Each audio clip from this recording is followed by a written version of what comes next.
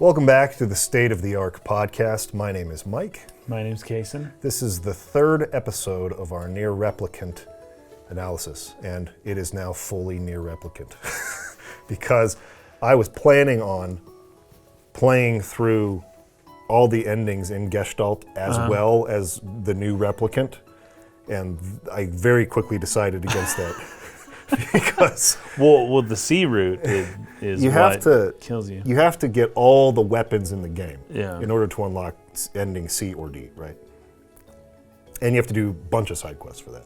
Yeah. And doing all the side quests in the game was something I was very satisfied with doing only once ever, and I'm never doing it again. So I basically just switched over full time to Replicant now. So that's pretty much the version we're going to be talking about moving forward. I think we've covered most of the major differences between the two. They're really not that different. No.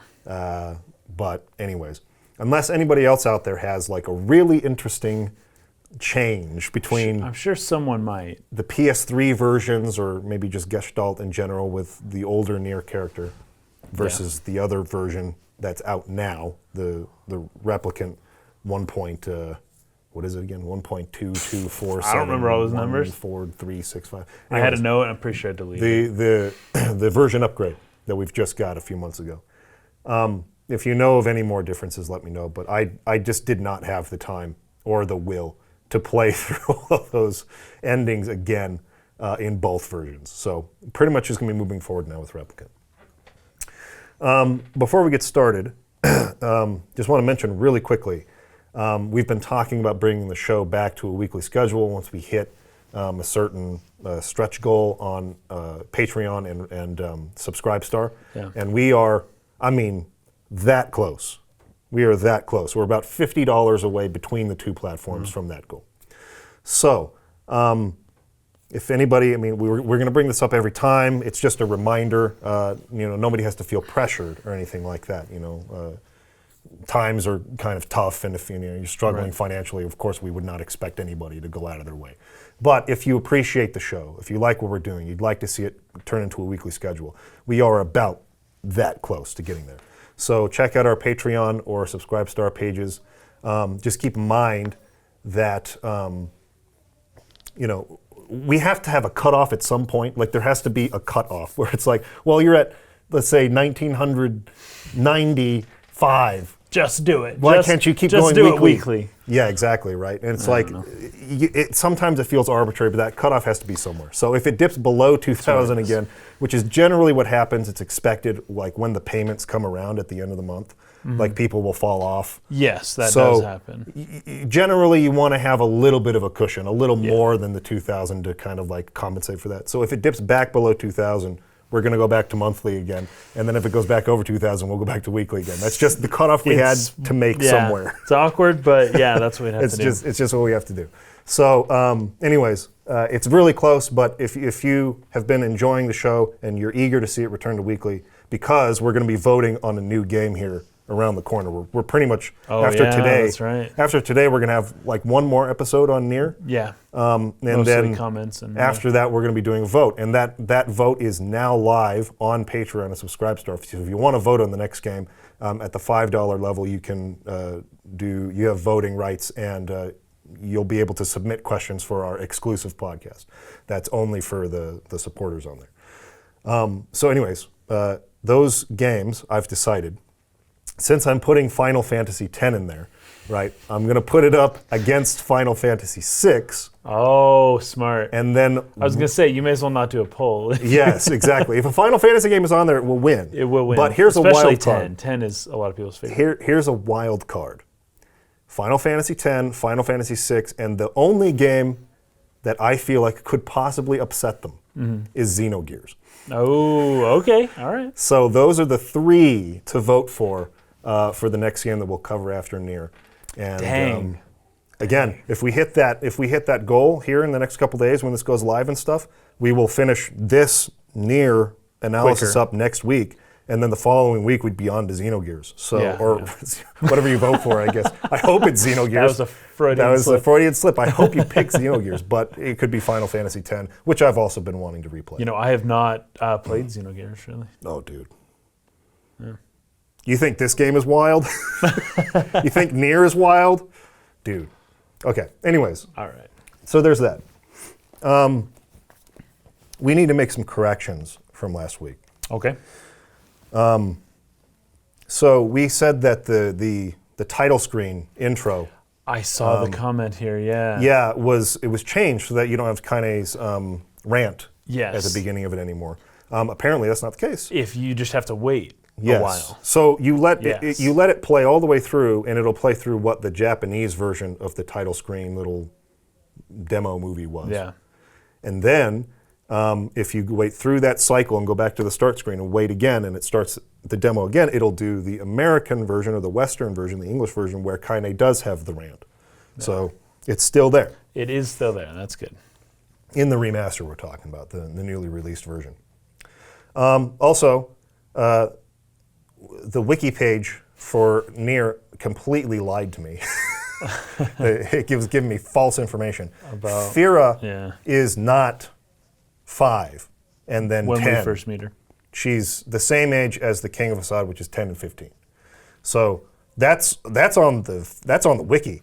I mean, that was on the Nier wiki online. They gave bad information. I don't know what they were thinking with that. Maybe somebody has edited it since then. I don't know, but I don't know why that was. You got to check wiki sources. I've learned this the hard way many times over the years. So anyways, it's not as weird as it seemed. She's the same age, 15, as the King of Assad. So that's good. I'm glad of that. Okay, so we had a long comment on something we misspoke about. Because I was a little confused because the comment goes into great length, detailing a lot of the lore and background and the difference between white chlorination syndrome and the black scroll. And I think this is because one of us must have misspoke at some point. I don't know when, but somebody referred to black scroll when they probably meant white chlorination syndrome. Right. So I wanted to clarify that we understand the difference between the two because we talked about it quite a lot in the first episode where we described, Angelus or whatever the dragon's name from Drakengard came through, and they introduced Meso or Maso or whatever it's supposed to be pronounced at, the particle that's from another dimension that is what makes magic possible, right? But it also causes this disease, white chlorination syndrome. So we talked about that in the first episode. So we know the difference between the two. Yeah, they are different. And just so everyone else knows, there is a difference. Yes. White chlorination is what was killing the human people, but the black scrawl is the black letters that you see on Yona's arm. And that is unique to replicants. Yeah, that's when the Gestalt relapses, is that correct? Yes, so when you have a Gestalt, which is the human soul, and the replicant, which is the body that carries its DNA, the data of the person, right? Yeah, and they're supposed to be recombined at one point. If the Gestalt, the soul, begins to relapse, then the replicant body will get the black scroll. Yeah. So that's what the black scroll is. It's unique to replicants only. The replicants are immune to white chlorination syndrome. Right. That's which is what was killing all the humans. Exactly. Yeah, that's the whole point. I think where it got brought up or misspoken about was we were talking about the birds when you talk to the birds. So we're talking about the memory in the tree with the boy who's dying in the hospital. Sure. I think somebody must have said black scroll. He was dying of black scroll or something. Probably. When we meant to say white chlorination syndrome, because that's what people were dying of back then. Sure. One thing that is interesting though, and this is something that okay. So in the very last episode of this analysis, next time, I will have read the companion book Grimoire Nier. I found a link for that too. So that episode will be more probably lore based, and then we'll move into responding to comments and kind of answering questions or going back and forth with people in the comments more, kind of like we did with Final Fantasy VIII. So we're not going to focus a ton on lore and history and background and the world building stuff today. Because I want to read that book first before we do that. Okay. But one thing that I have wondered about is why Yona in the prologue has the symptoms of the black scrawl, right?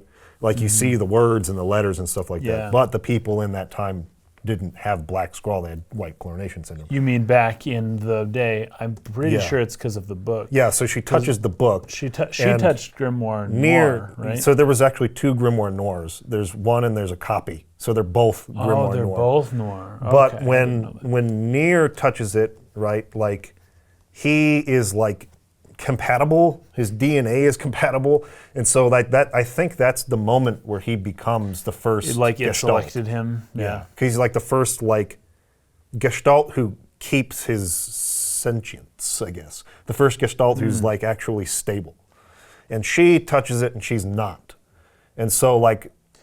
But what's confusing to me is obviously she became a relapsed Gestalt immediately upon touching it. He became a stable Gestalt upon touching the book himself. But they're still 2 human bodies. But they're humans, not so replicants. it's like, did their bodies just transform into replicants? That's the only thing that makes sense if No. she's having the symptoms of the black scrawl. So that's the one point I'm a little I'd confused say someone may have an answer to that. Yeah, I'm sure they do, and I'm sure that like that Yeah. Grimoire Nier, like we're talking about, Oh, might, sure, yeah. specify that kind of thing. So the clearing up like all the technical details of like how the rules of the universe work and things Yeah. like that is the stuff that we'll save for the next episode. That makes sense. So the guy who wrote this comment, where I'll show it to you, where he was kind of like trying to clarify the difference between this. I mean, it's a very long comment, and he's mostly going into a lot of the world and the lore and the history pre, Okay, fair enough. the 1400-year time skip, and it's like a lot of this stuff I knew, and a lot of it, about Red Eye and Legion and that sort of thing. We Oh, that talked goes about into Drakengard. the connection with Drakengard and Yeah. stuff like that. We will get into that a little bit next time, but for today's episode, I think we're just going to try to focus more on more of the philosophical ambitions of the story, like what Sure. what it all means, like at the heart, right? And maybe talk about like some character arc type stuff. Last time we kind of just stuck to summarizing events and our feelings about the technical execution of things. From like maybe a directing standpoint or a storytelling standpoint. Right. Today we'll get more into the philosophical content, and the next week or next time we'll get more into like the lore stuff, right? Cool. So we'll talk about this at greater length next time, but just wanted to clarify or correct ourselves on the fact that there is a difference between black scrawl and white chlorination syndrome. We understand what that difference is. One of us must have misspoken. I just don't know at what point we did in that video. So, I also, we talked about how there's a real like underhanded or maybe like really subtle suggestions that Emil is gay. And there were some people who were like, what do you mean? Like, it's so obvious, right? But the thing is, now playing through Replicant, it is pretty obvious in the scene that they're talking about. They've changed it. Yes. And I think there's a little bit more that you see in ending in Route C. I think you see there was another thing that I kind of noticed specifically. I don't know if it wasn't in the previous ones though, but Yeah. in his little story kind of. Yes. Yeah. But it seemed more or less clear to me, but yeah, it's still easy for people to miss stuff like that. Like- if it's not spelled out, a lot of people are going to miss it. It's in particular when you go to Facade after the time skip and they're preparing for the wedding. Yeah. And it's like Emil, I mean, he doesn't come right out and say it, but it's just much more obvious in the way it's performed and in the actual words he's saying. It's much more obvious that he's like, oh, because he's like, oh, I'm so jealous of the bride, or I wish I could be getting married or something. They're like, hey, Yeah. someday you'll find a bride. He's like, oh, right, a bride, right? Like, yeah. he makes it really obvious Yes. in this newer version, more And so than then the they original. leave and say, "Don't worry," one day, and he goes, "Yeah, that's not exactly it." Yeah, and that's exactly. kind of yeah. But in the original version, it wasn't. That's not the words that they used. It wasn't as clear, right? So anyways, just wanted to make that correction. If you've only played this new Replicant version, it will seem like it was on the nose, but it wasn't that way in the original. So that's why we were saying, oh, there's this kind of subtle hint. Yeah. Anyways, I talked about how slow it is climbing ladders in the game. I didn't know this. Thank you for those who gave me the tip, but you can hold X to climb ladders faster. He sort of like jumps up them. But they also just increased the default climbing speed in the remaster. Oh, so either way, getting up ladders is not as tedious as it was. Especially in sections like the Aerie, where you got to climb this There's tall tons ladder of ladder, and then climb down this here, tall ladder, and go all the way then around. down, up. Yep. It just took forever to climb ladders in the original, but I didn't realize you could hold X to make it faster. So thank you for those who gave me that tip. So somebody in the comments brought up how they saw a parallel, or maybe that the inspiration for Facades like rule system was perhaps like our media interpretation of like Muslim culture or like Middle the way, East. Yeah, I mean, I got that a little bit, at least a little bit. Because And- the way people are dressed, it does sort of resemble a burqa a little bit. And there's also the stated intention, or at least the stated inspiration of the 9/11, Yeah. connection to like why he was thinking about the things he was thinking with this story. Right. But I also wanted to bring up that Yoko Taro has done interviews where he says that Facade in particular was actually inspired by like his view of Japanese culture. Like Yeah. Japanese culture is very I saw that too, rigid yeah. and just like kind of Tons of rules and yeah. And he's a very like non-conformist Yeah, type so most personality, artists right? tend to be, yeah. And so it was more of a how would you call it? Maybe like an absurdist, or maybe like a parody, or some kind of internal critique of Japanese culture more than it was of like Islamic or Muslim culture. Yeah. And then there was a lot of discussion about the Rule Zero stuff. There was. Maybe we So- should talk about that. I do want to talk about this a little bit before we Yeah. jump into Route B and stuff like that. I have some thoughts. Because there's about a lot to go over. There were some good Yeah. points being made by people too. So I kind of want to scroll down here to where this got started. I think that the user, or the YouTube comment, was from El Chaos. So I'll kind of start with his point. I'll just kind of read his, and then chime in if you Sure have thing. points to add to it.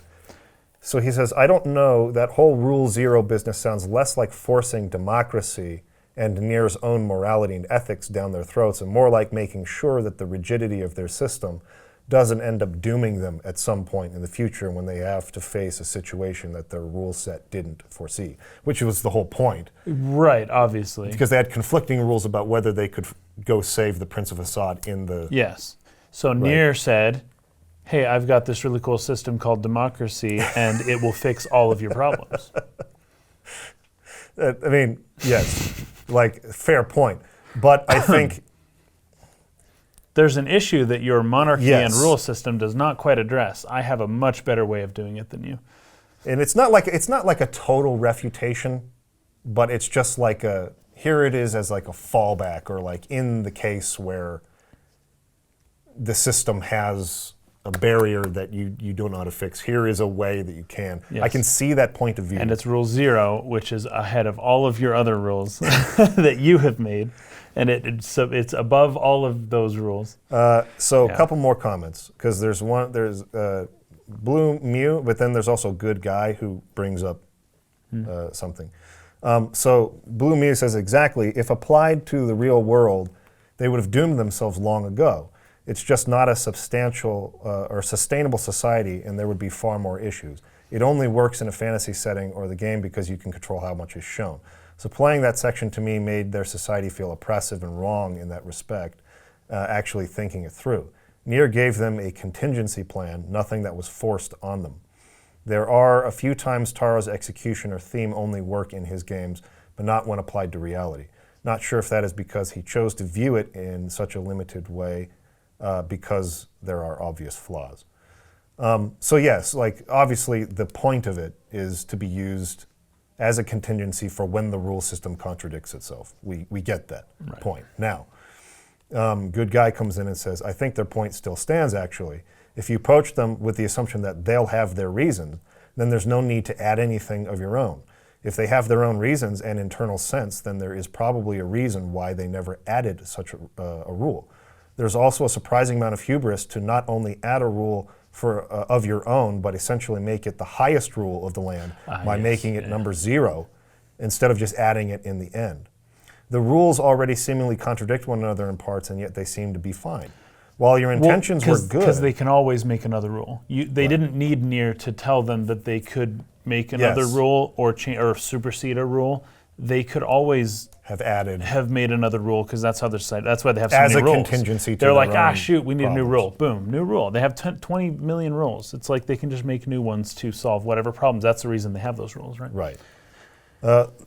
While your intentions were good, you ended up doing the same as Nier here. You projected what you believe appropriate and true onto them, even though they appear to have thought it through. So that goes on for a few more back and forths, but there's one particular other comment that was unconnected to that thread that I want to make my point on this with. Again, there seems to be a lot of people who feel like, well, their system is wrong. Well, then so that therefore is it needs to be changed, and that's kind of the point we're making. Yoko Taro wanted you to think that, at least in part. Yes, but that the whole point is that even though you view a culture as having a system that is wrong, I think someone brought up like, they brought up like slavery or something. Like if a culture like continues slavery or something like that, then like obviously that is wrong, and there needs to be some kind of intervention or something like that. I'm probably butchering what the person said. I'm trying to summarize it, and I don't have it in front of me. Yeah. And the point is that yes, clearly all of us here in the room, so to speak, agree that that is wrong. From our culture and the way that we view it, it is. But the real point here is it right for this society or this culture who has their own moral viewpoint on something to force this one to abide by their cultural norms or what they view as morally right or not? It's not about whether or not it is right. Of course, we all think it's wrong. Of course. That facade operates this way. It's inefficient. It's a system that will conflict with itself and not work. That's not in contention between us here, because we all grew up in a society like Nier did. The contentious part is it right for us to force them, or to even suggest is probably fine, but to force... Well, Nier was given power as a favor by the king. He was given power, brief power over the king that he immediately used to subvert their legal system. And yeah, I mean that's it. That's what he did, and to be honest, I probably would have done the same thing. Like me personally, I'd have been like, hey, your rule thing's weird. Like, just get rid of your rules. I don't like them, or at least make a way for your people to do it. Whatever. However, Nier ended up doing, I probably would have gone more the other way. Been like, dude, get rid of all your rules. Do that favor for me. But that does contradict the themes that Yoko Taro was trying to explore, and the general idea of understanding and not feeling like you know better than one culture knows better than another one. Right? Yeah, this isn't the comment I was talking about that was referencing slavery, but it is another one that has the same sentiment. There was a bunch of people who had kind of the same idea there were a lot of behind people what they were talking saying. about this. So I disagree. This is from Edmont Dantes. I disagree with the Rule Zero discussion. Just because a certain society is full of nice people and they're doing well for themselves does not mean that it is right for them to own, this is the one, to own human slaves, for example. In this case, their rules made them unable to save the prince. No rule or government is perfect, and seeking improvement should be a goal of all societies to strive for. Perhaps it will be bad or maybe it will be good for the people, but wanting improvement is the right call. Obviously, we agree with that. But that's not the point of contention. Like, they need to come up with that within their own culture. They need to decide as a culture, this is wrong. They need to decide, we want to improve in this way. And otherwise, they make the what choice. they call the white savior complex or whatever, where it's like the foreigner steps in to fix the problems of this culture that couldn't fix them by themselves. And he uses words like improve, or what's another word here? And I don't mean to like be picking, like, I think this is a good point. It's a good argument, and it's a good discussion to have, because there is some complexity here. But when you're using words like, improvement, that's a subjective word. That's your own opinion that democracy is an improvement based on the culture's, set rules. And based on your own moral view. Yes, in the year 2021. This is the difficult thing, the really difficult thing about, and something that societies and cultures going back tens of thousands of years or whatever, have had huge problems with. Of course. They see the way that their culture is, and they view it as, that's not right. Like, that's barbaric or savage, or they need to adopt our religion. And they that need to be saved so much. And it's obvious to them. They're like, well, clearly these people need Christianity or Islam or whatever it is. You've grown up being taught that this is right and that this is wrong in your moral code, your moral system. And their moral system conflicts with yours. Yes. And so you think that they're barbaric or savage, or that what they're doing is... Okay, I have a great example. So I'm reading Shogun. It is a fictionalized version of the real world William Edward, or I always forget his last name, but the English sailor who sailed with the Dutch, who came to Japan. It's a fictionalized version of that story of him coming to Japan, right, as an English sailor. So I was really struck as I was reading this, because Clavel, the author, portrays a lot of these things about Japanese culture in a way that feels very shocking and barbaric. And it's especially for someone like me, who, like Blackthorn, the fictionalized version of the character, was Christian, right? Right. They didn't have punishments other than death for almost anything in their culture. They just killed you for everything. Right. Like, sometimes they would banish you, or sometimes they might like cut a woman's hair or something like that for like petty things. But it's like, for the most part, you commit a crime in this culture, they execute you for it. And that seems very extreme. And they're crucifying people all the time. And they only really have prisons to hold you for your execution until the time that they can get around to executing you, right? Okay. And so he's witnessing this, and it's just from the perspective of a Christian, where this is the one life you get. And especially that form of Christianity where if you don't accept Jesus before your death, you're condemned to hell. You're done, yeah. Like, this is horrific. This is a horrific thing. All these people being killed, executed for petty theft or just whatever it might be. This is seen as a barbaric, savage practice. And it's just crazy, right? Like, how could this be? They even have a character, a daimyo, who like performs torture and stuff like that. And it's just like, this is a savage land. However, he starts putting you in the minds of some of the Japanese people who are Zen Buddhists, and they all believe in reincarnation. Right. So killing somebody is not the same thing at all. Yeah, an outlook on death, because you're going to come right back. It's different, right. And a lot of times, let's say like a samurai behaves in a way that's very dishonorable. Right. So he asks for permission to commit seppuku, right? To restore his honor. To restore his honor, so in the next life, that karma won't follow him into the next life. Right. Because karma is a very big thing. You do a lot of bad things in this lifetime, you die, that's going to be carried with you into the next life, and you'll have plagues, or maybe you'll have some kind of deformation, or maybe, you won't even be human. Or maybe even be human. You would descend into like some other lower animal or something like that. Yeah. So these people have a belief system that supports these things that they do that seem savage and barbaric if you don't understand the culture. Right. But when you do, it's like if you were to choose to believe in reincarnation and this culture that they have in Japan, all of a sudden death doesn't seem like such a bad thing. Right. It doesn't seem like too harsh of a punishment. And in some ways, it seems like a way of restoring your honor so that your next life won't carry the karma with you. It's almost like a blessing. Right. to be killed in this way. So when you examine it from their point of view, their perspective, it totally changes how their system operates, how you view the way that their system operates. So the point here is Interesting. that is it right, therefore, for the Portuguese and the Spanish and to bring Catholicism and to make them reform? Right.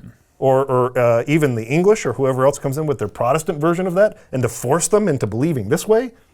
Or, that's kind of at the center of our point. We may view Facade's rule system as being inefficient and wrong and contradictory, but it is not our place as the outsider, as the foreigner, to force change in their culture. They have to accept that from within. Because when you force it on them, a lot of times they will feel subjugated or like this is coming from somewhere else, and the culture is not ready to accept this new moral principle yet. They don't understand it. They haven't been through the evolution over time to change and realize this of themselves. What we're doing is wrong. And that's important for a culture to discover on its own. Oh, absolutely. Because if it's forced on by the outside, then it feels like some imported or it feels like, I don't really know how to put it. It feels artificial. It doesn't feel real. It feels like a form of oppression that these people are imposing a new rule upon you, right? Yeah. There's a natural evolution that needs to happen around certain laws and things like that. Otherwise, the people won't accept them. Right. Right. You need social enforcement of culture is more important than political enforcement of a law. You need to have both. You can't just have the law match something, but you didn't do anything about the culture, which takes many generations for change. Cultures to evolve. Yeah, because they have to be taught from a young age. Yeah. In order to really accept this stuff. If you're an older person and someone's bringing in a whole new system of belief, it's really hard to change that. But yeah, either way, whether it's covert or overt, you're doing the same thing. It's the same principle. There's something wrong with these people. They're wrong. They did it wrong, and I have to change them, right? Yeah. And there's just something weird about that. And it's not like we're unsympathetic to that idea or to that feeling or to wanting to do that. Like you said, I think but with Iraq either and of us such, would probably would have done the same thing. I definitely would have done the same thing. And set up a rule zero. Absolutely. Because to me, it just makes the most sense. It's going to fix the problems of your culture, but it's just not my place but it's not to fix the problem of another culture. And what we're doing here, because a lot of people are going to be upset with this. Now, first off, I do have to mention a lot of Japanese people don't like the book Shogun. Oh, really? Because they don't like the way that their culture is interpreted, portrayed by a foreigner, right? Sure. Now, that doesn't mean it's completely inaccurate, but some of it will be seen very differently from the East versus West. So there's a little split there. So people in Japan don't love that book, and some of the portrayal of women and so forth within the book. It just seems he portrays them very, very submissive. Which, once again, something like that does seem to be the case objectively, but.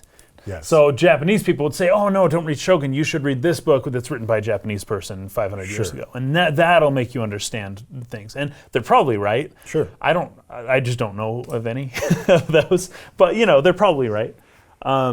Okay. So that's first of all, but then we're doing our best to understand what he meant, and I believe what he wanted to show was that the cultural superiority is relative, and that's why we're straining at this particular part with Rule Zero, because it messes a little bit with what he was trying to get people to see, despite the fact that we would have done it ourselves. Yeah.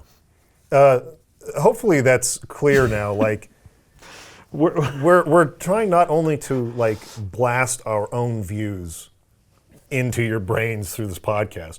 We're trying also to spark discussion by trying to understand the artist's intention as best as we can. Yeah. So there's a mixture of the two things. Otherwise, we're just oh, that's stupid. They shouldn't have done that. I feel like sometimes when we're trying to understand the artist's intention, what we're saying is being viewed as if that's what we think.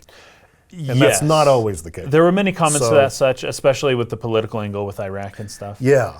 It's like, I guarantee you don't know my subtle political opinions on the Iraq War. Based on this podcast, I guarantee you don't know that. That would be a whole podcast in itself if we're going to talk about that. But we are looking to, that was, Yoko Taro said specifically outright that was a big influence for him. And so we're trying to use that lens to interpret the way he saw the world and his intentions as we analyze the art that he created. Right. I probably should have said that before that whole discussion, actually. Yeah. Anyways, we're going to get into a little bit more of, I have some plans today to separate again from Taro's perspective and give some of my own on some of the stuff coming up. So sure, which we can do. It's just sometimes we're trying to do both. Sometimes we're trying to do the other, and anyways, so we'll try to clarify that better. I think you try to understand the artist's view, and then you come in with your own perspective and determine what it means to you. Exactly. And some people don't like to do that, but I think that's a decent approach. Okay, so now we're done with all that corrections and commenting on stuff from last time. Let's move into ending B, C, D, and E. All of and them. The differences in some of the playthroughs, right? After the A playthrough.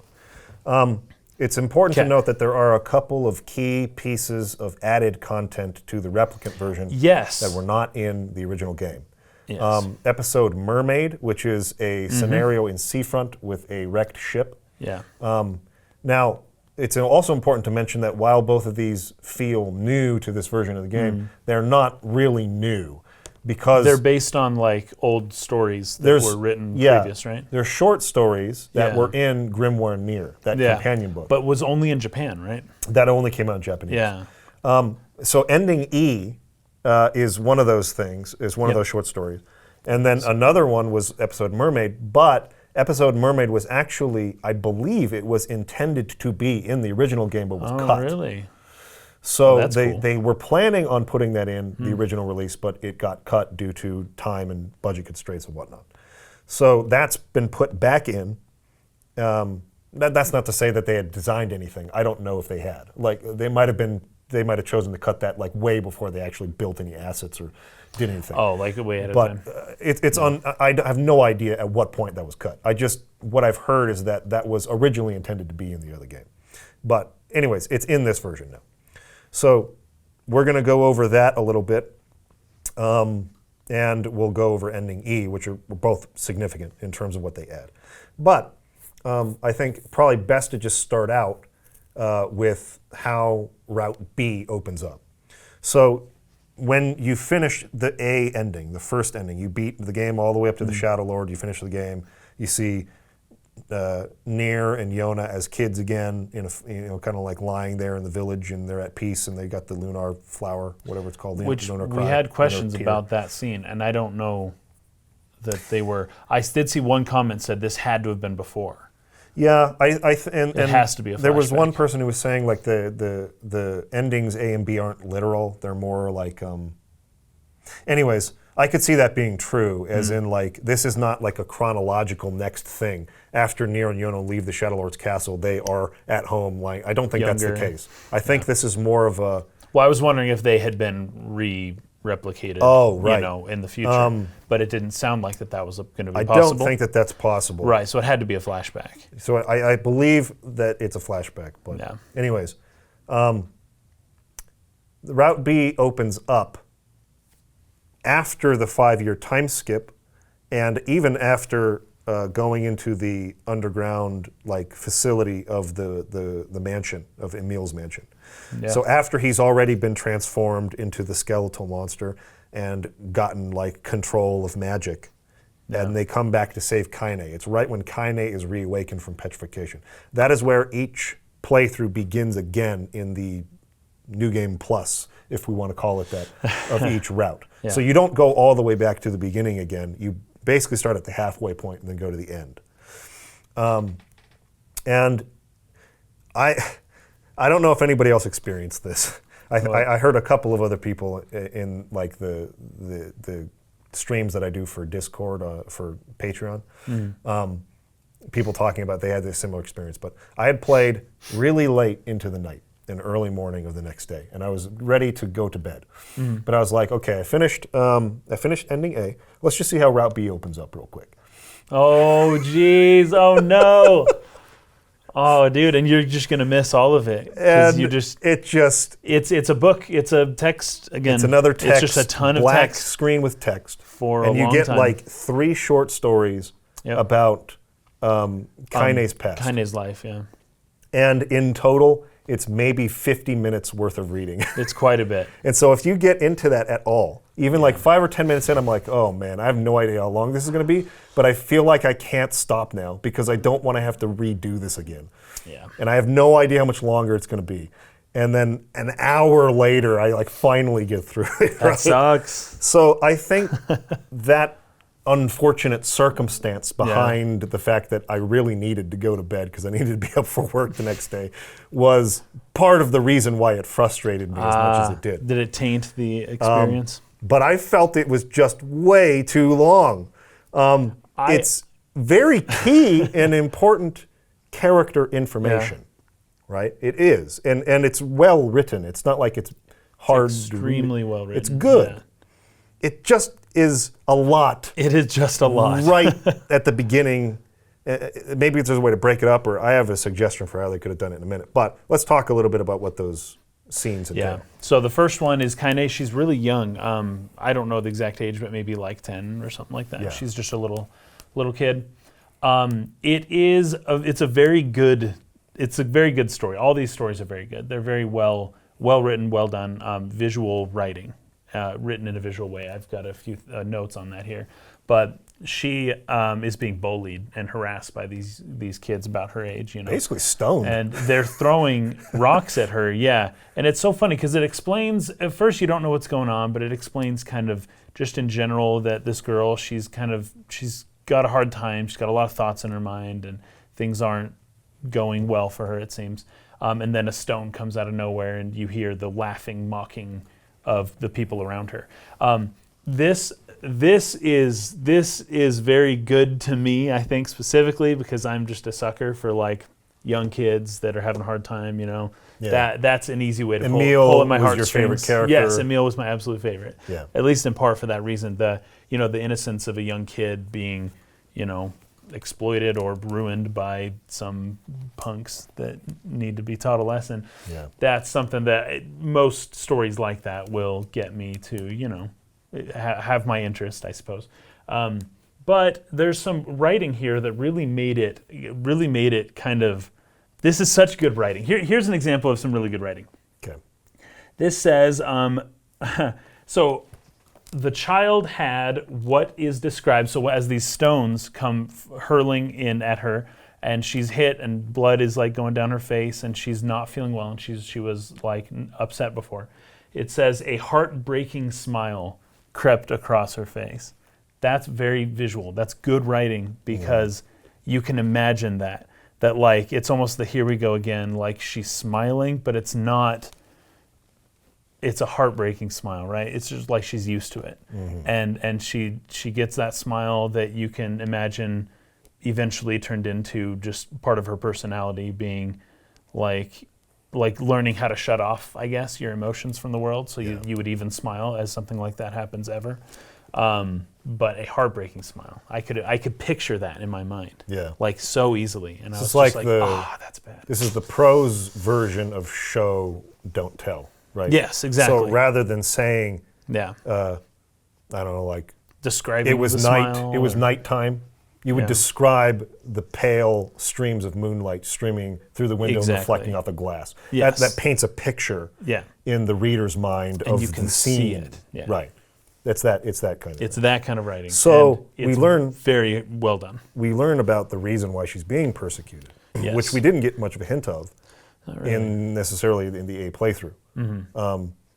And describe or explain some of the reasoning behind like the reason why Kaine dresses the way she does. Yes. So she's intersex. Yes. So has both sets of the phenotypes, you would say. Both phenotypes. both sets of internal sexual organs for women and men. And this is the reason why the children are bullying her this way, right? So clearly she identifies as a woman. And so it would make sense that she in her kind of, well, and we'll get into, she's possessed by a shade, and so that Well, that mingles with her happens. personality, right? She Yes. becomes a very coarse, and her grandmother was that way too. She was Oh, gonna yeah, learn that's to where she learned a lot of adapt that. Yes. But she, in sort of like forming that sort of coarse exterior or that very blunt or kind of crude nature that she has, she chooses to express or show or emphasize her femininity as much as she can. And I really found that to be, because I think we talked about this earlier in like maybe the first episode, right? Like it can maybe come across at first like this is nothing more than fan service or something. Definitely does come across at Like first. why would they design a even character from like this? the intro trailer, Yeah. like before you really meet the character, just from the trailer of the movie on the start screen, it's like fan service. That's what it looks like. Like it's just a sexy character just because. Yeah. And I really liked, I'm not saying that there's anything necessarily wrong with that. I don't enjoy it personally. I think that it's a distraction. It doesn't think so. add to the story for me. So I typically don't enjoy that type of thing. Right. But that's not to say that like, fan service in and of itself is like wrong. But it is to say that I did enjoy in this case that there's a pretty strong justification for it. Yeah. There's a story reason for it. And they don't treat her like the characters, the way that they address her, other than Vice, who's Vice. always like bringing up how she's dressed or calling her a Yes. hussy to like kind of poke at her ribs, right? Well, But- I listened for it this time, and the word Vice is using for hussy is stagi onna, which means underwear woman. Oh, So they translated that to hussy in English, but he's saying he calls her the underwear lady. That's just what he calls her. Oh, okay. And that's what they translate as hussy all the time. yeah.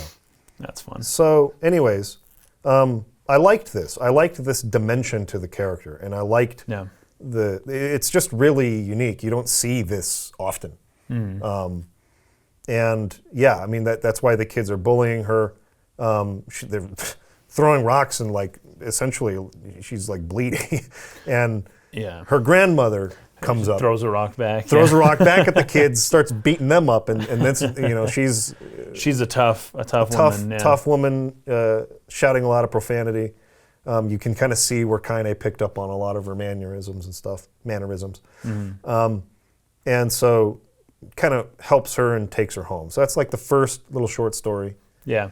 And then the one after that is a few years later, they need to go into town for something. I don't know if it's water or they need something from town. Oh, she's like chopping wood. She's chopping wood, and then she goes into town. I can't think, do it. to get medicine. She needs to get medicine or something. Yeah, 'cause she's getting older. And Kaine says, "I'll go into town for you." This is Yeah. usually not a good idea because the Right. people hate Kaine in town. But the grandma's getting old. She's not well enough Yeah, she can't do it. to go herself.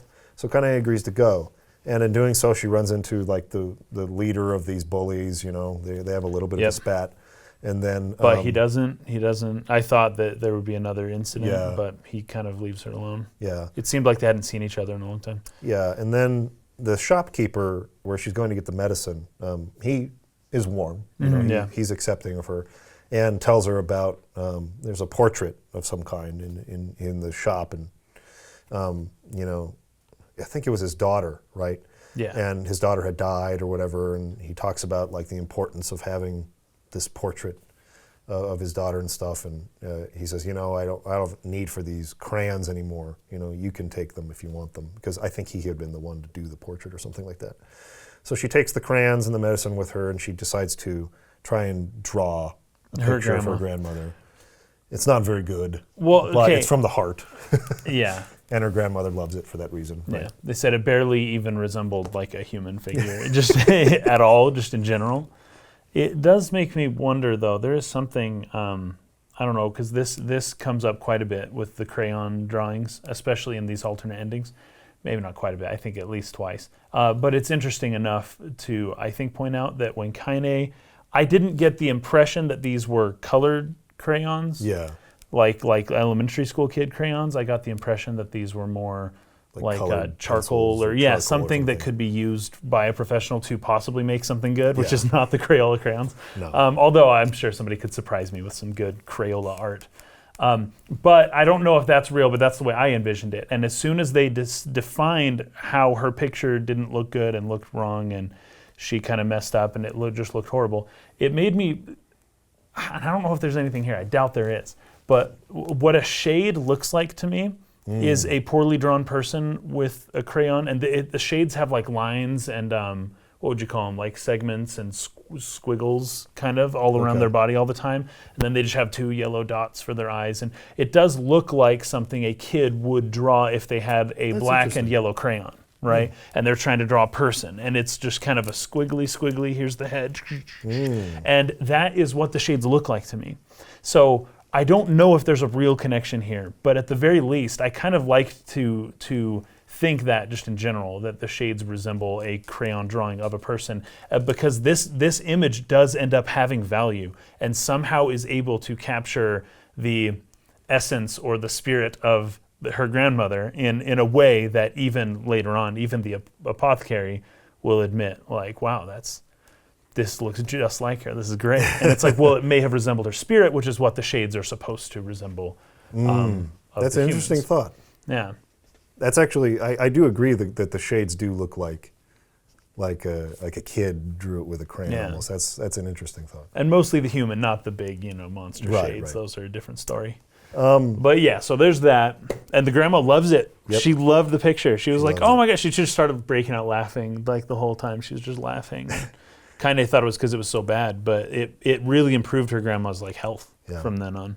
And the second short story, while not necessarily a ton happens in it, it's a good sort of just a character moment between her and her grandmother. It gives you a sense that they worked together a long time, that there's a bond, a strong bond between them. Yes. And they live separate from the town. The grandma could have stayed living in the village, right? She didn't have a problem with the people other than that they treated her daughter like this. Yeah. And so she's By chosen the way, to separate herself. I have a question. Is this her real grandma? I think so. Okay.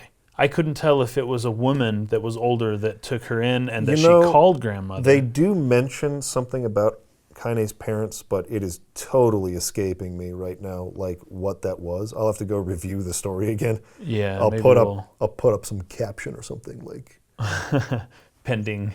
I should have looked into that. Clarify it in the edit. All right, please excuse the noise that you might hear in the background. There's some people doing construction work here in the building. But this is mostly for the audio-only listeners who are not seeing what's being shown on the screen. I think the reason why Kaysen was confused or was assuming that Kaine's grandmother was not her biological grandmother is because in this part of the story, it says, as a young child, she, meaning Kaine, didn't even know of her grandmother, but when her parents died, the woman quickly accepted her as her own. Grandma, as Kaine called her, was cunning, vulgar, and quick to violence. So that last part there, Grandma, as Kaine called her, might have led Kaysen to think that it wasn't really her grandma, but Kaine just called her that. But the first part of that, as a young child, she didn't even know of her grandmother, but when her parents died, the woman quickly accepted her as her own, I think makes it fairly clear that Callie, which is the name of Kaine's grandmother, is her biological grandmother. So there you go. Right. In the course of our discussion, we always bring up stuff that I didn't foresee, but that's one of them. There's just so much info. There's so much story. Well, and it's literally text. It's like a novel. In Nier, just generally, there's so much to keep straight that it's hard to remember everything. But I do remember there being some mention to her parents, but I don't remember if her grandmother is her biological grandma or not. So I'll look that up. I'm leaning towards that it wasn't, just based on something, but maybe it was. Okay, so then that story ends, and the third short story is basically the story of how she gets possessed by a shade. Yeah. Well, she's gonna go out to run some kind of errand or something, and while she's gone, she comes back, and the giant Hook is the name, I think, of the shade that you fight a couple of times in the Aerie. In the game, that big lizard-like shade. Yep. that thing shows up and attacks her and kills her grandmother. Yeah. And she tries to fight it and essentially gets killed by it too. I mean, in a pretty gruesome way. She loses her leg. Her arm is and gone her or arm something. Yeah. get like severed. I think she even gets- like one of her eyes, she was blind, or it was One of her it eyes messed her up was- pretty bad. Yeah, she loses one of her eyes. She gets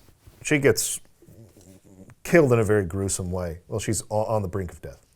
And then a shade named Tyran, or some people call him Tyran. I didn't hear them pronounce his name throughout the whole game. At the very end, when you've unlocked all the endings, there's a little special thank you I message did see that, but from the characters. did they say his name?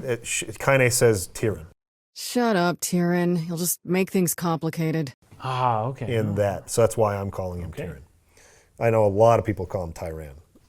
That's what I called it too, until she said Tyran. Until now. Anyways, she gets possessed by this shade who like brings her, like resuscitates her, brings her back to life and gives her like powers. It's kind of like a But pact. They kind it's of a like kind of a make pact an that they agreement. make. Yeah. And And he's like, you can have revenge or something. yeah, Well, and this kind of drives her aggressive, rageful side, right? Is the fact that there's this other person inside of her. yeah, and the other person wants to feel things. It's like a demonic possession, like your Yeah. typical, I'm a spirit, I don't have a body, I need to take your body so that I can feel still and do all the humanly things, which, it seems like the shades really want Yeah, to inhabit these, what's the word, replicants. yeah. That's a pretty big hint there for some. And he just kind of wants to indulge stuff. in his rage and Yeah, because he's a killing shade, and- so he's yeah. relapsed. He just hates the world and wants to kill everything. Yeah. So So- that's literally all that he wants, and he has an agreement. This is, I think, important for Kaine's character too. The agreement he has with her is, hey, if at any point you go soft and you stop wanting to kill things, we're done. I'm taking over. Yeah. I'm taking over your whole body, and you're dead. yeah. And I feel like at certain points where Kaine would typically want to show some type of humanity, Hesitancy yeah, or or- has compassion, anything Yeah. like that, this has to He- always be at the back of her mind. Like, I need to remain a tough, hardened person, otherwise I lose my body. Yeah, that's a good point. Yeah. Because all of this stuff is essentially to explain why Kaine is able to understand the language of shades. Because she has a shade in her body. Yeah. So the entire point of these other routes is essentially to recontextualize the story we just saw in the A route. So you go through the A route basically from the perspective of the main character, of Nier, who cannot understand the shades. Yeah. And is very singularly focused on destroying all the shades and saving his sister, and nothing else matters to him, right?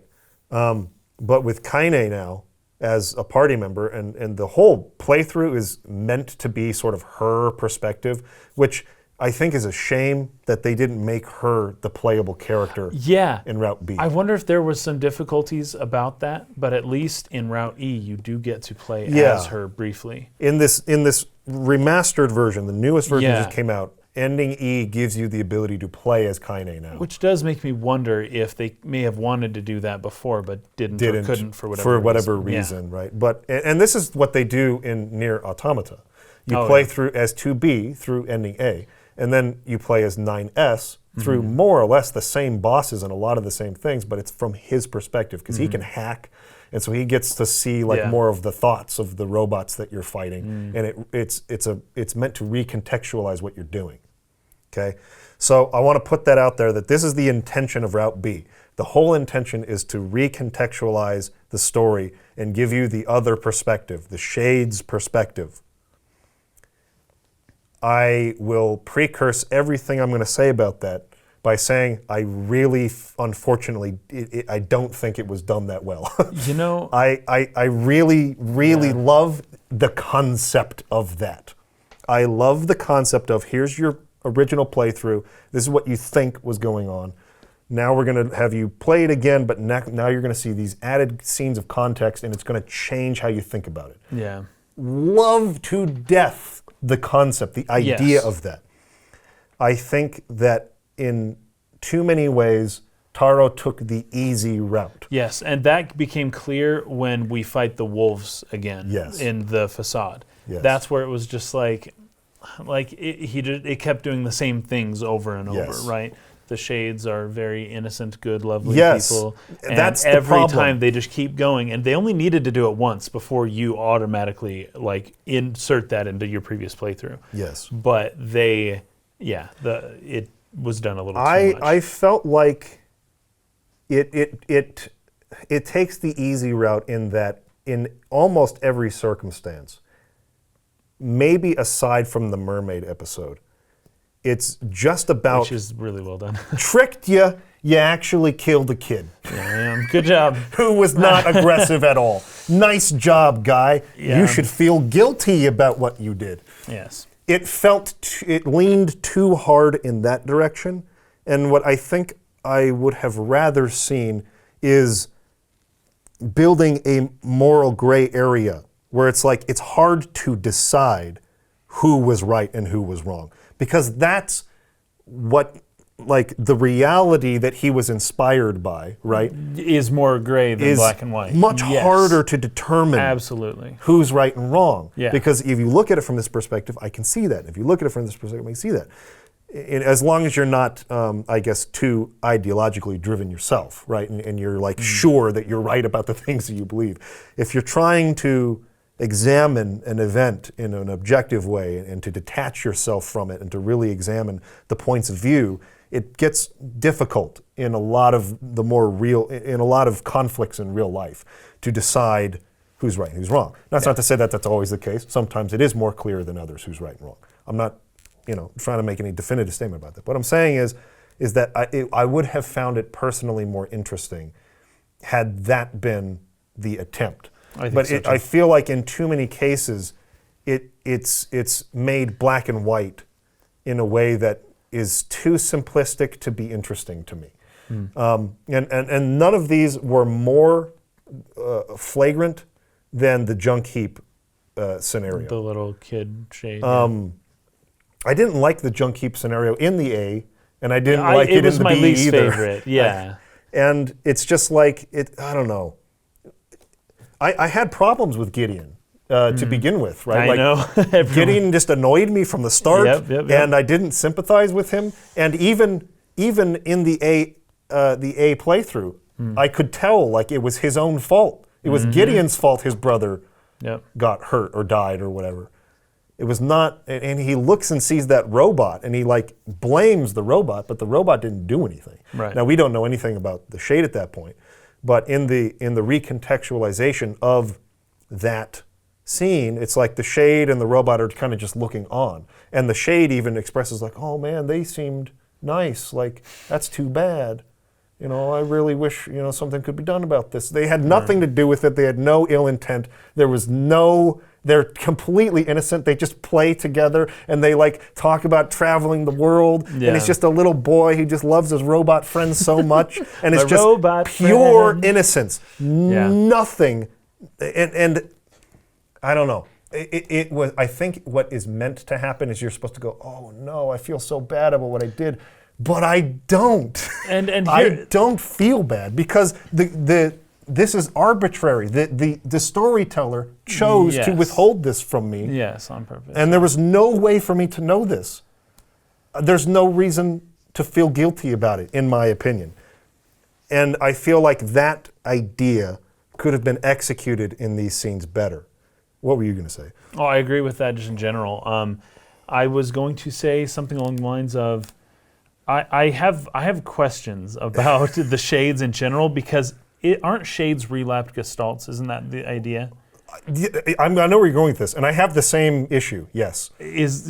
Some of the shades are not aggressive, so it suggests they're not relapsing necessarily, right? Or is it you relapse and then you unrelapse, you go back, or once you relapse you're a shade, but you can still stop being what's the word, resentful against the replicants or whatever? It's like they play it off as in shades are monsters because they are relapsed human souls that are no longer like in their right mind. They're no longer sane. They're no longer sentient.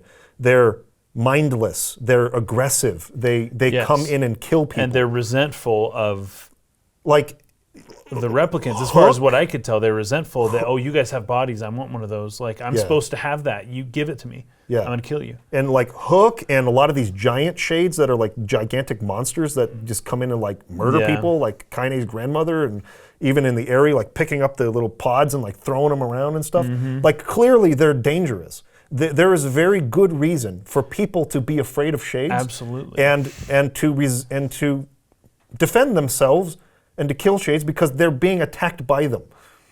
But it's like and I'm not saying this is the case. I'm not saying this is the intention, but the way that it is played in some of these recontextualizations, he makes the shade as if it's totally innocent in all Yeah, of this. completely. And it had no fault at all. But it shouldn't be a shade if that were the case. Right, 'cause it would theoretically, relapse, unless right? we're not understood. People in the comments can explain this, please. I do want to know about that. That's one of my big notes here. I don't understand this. Yeah, it's like, so they also have no way of communicating with each other.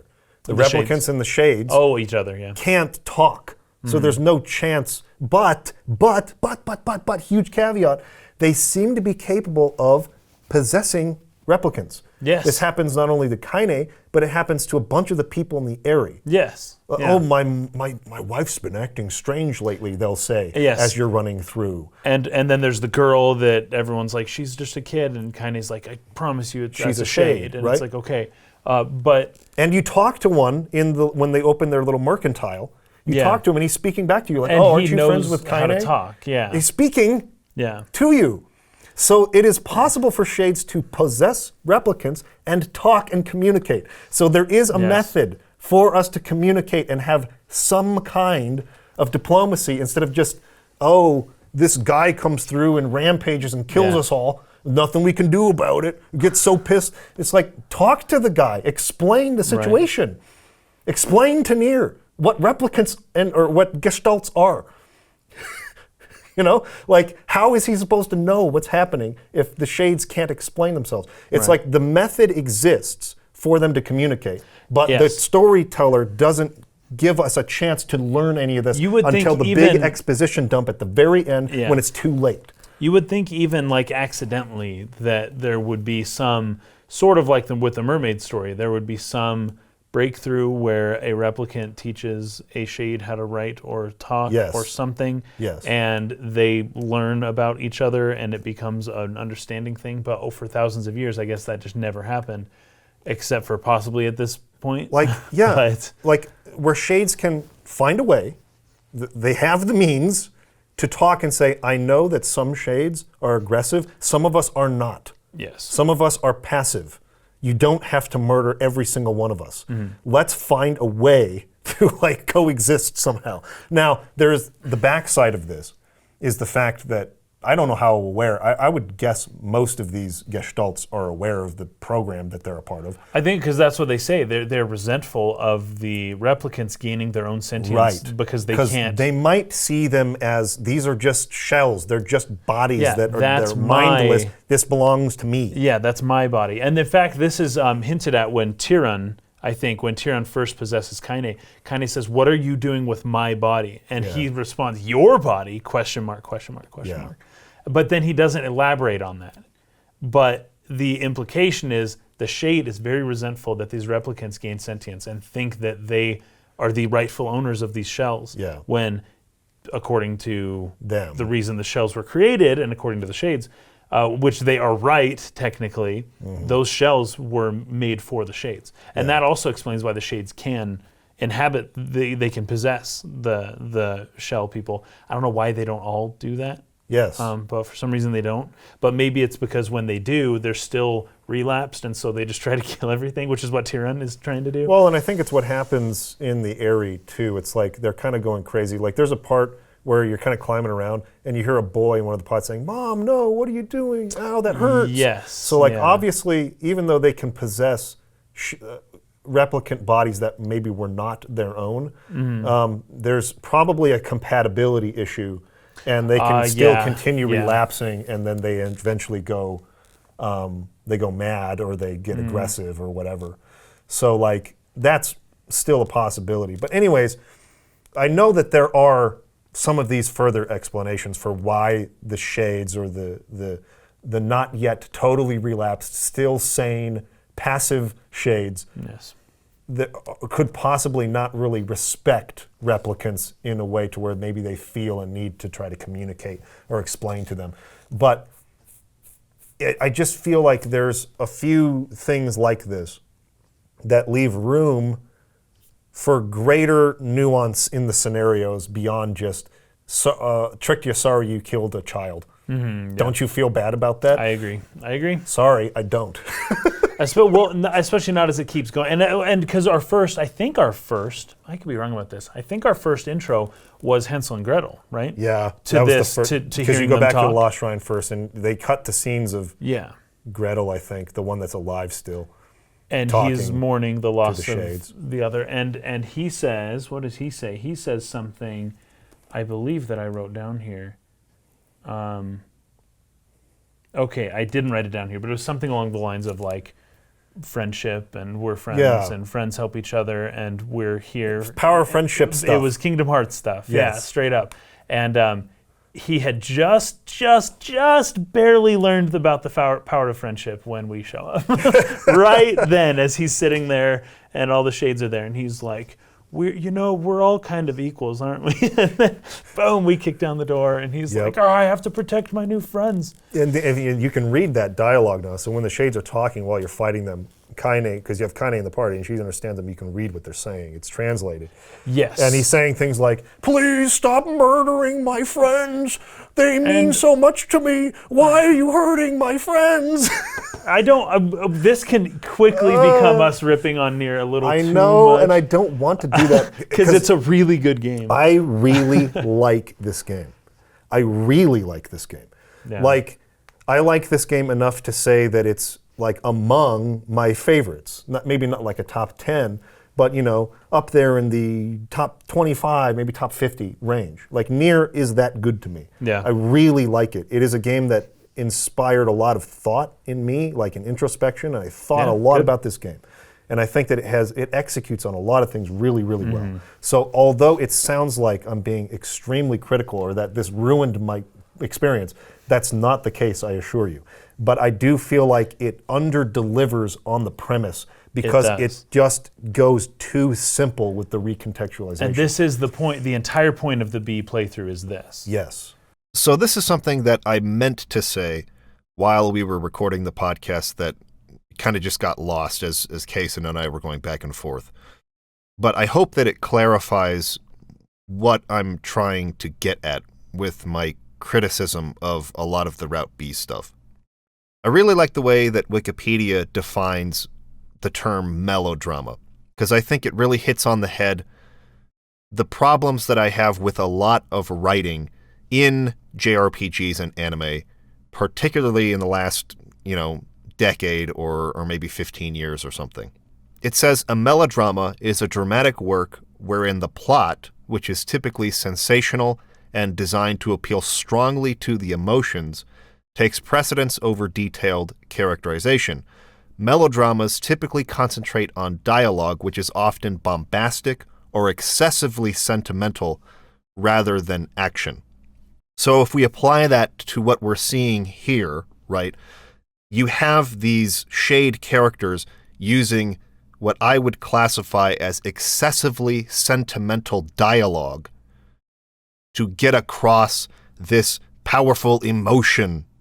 But the problem is that showing one or two short little scenes where we get like this very basic background on the shades is not enough to really make a character out of them.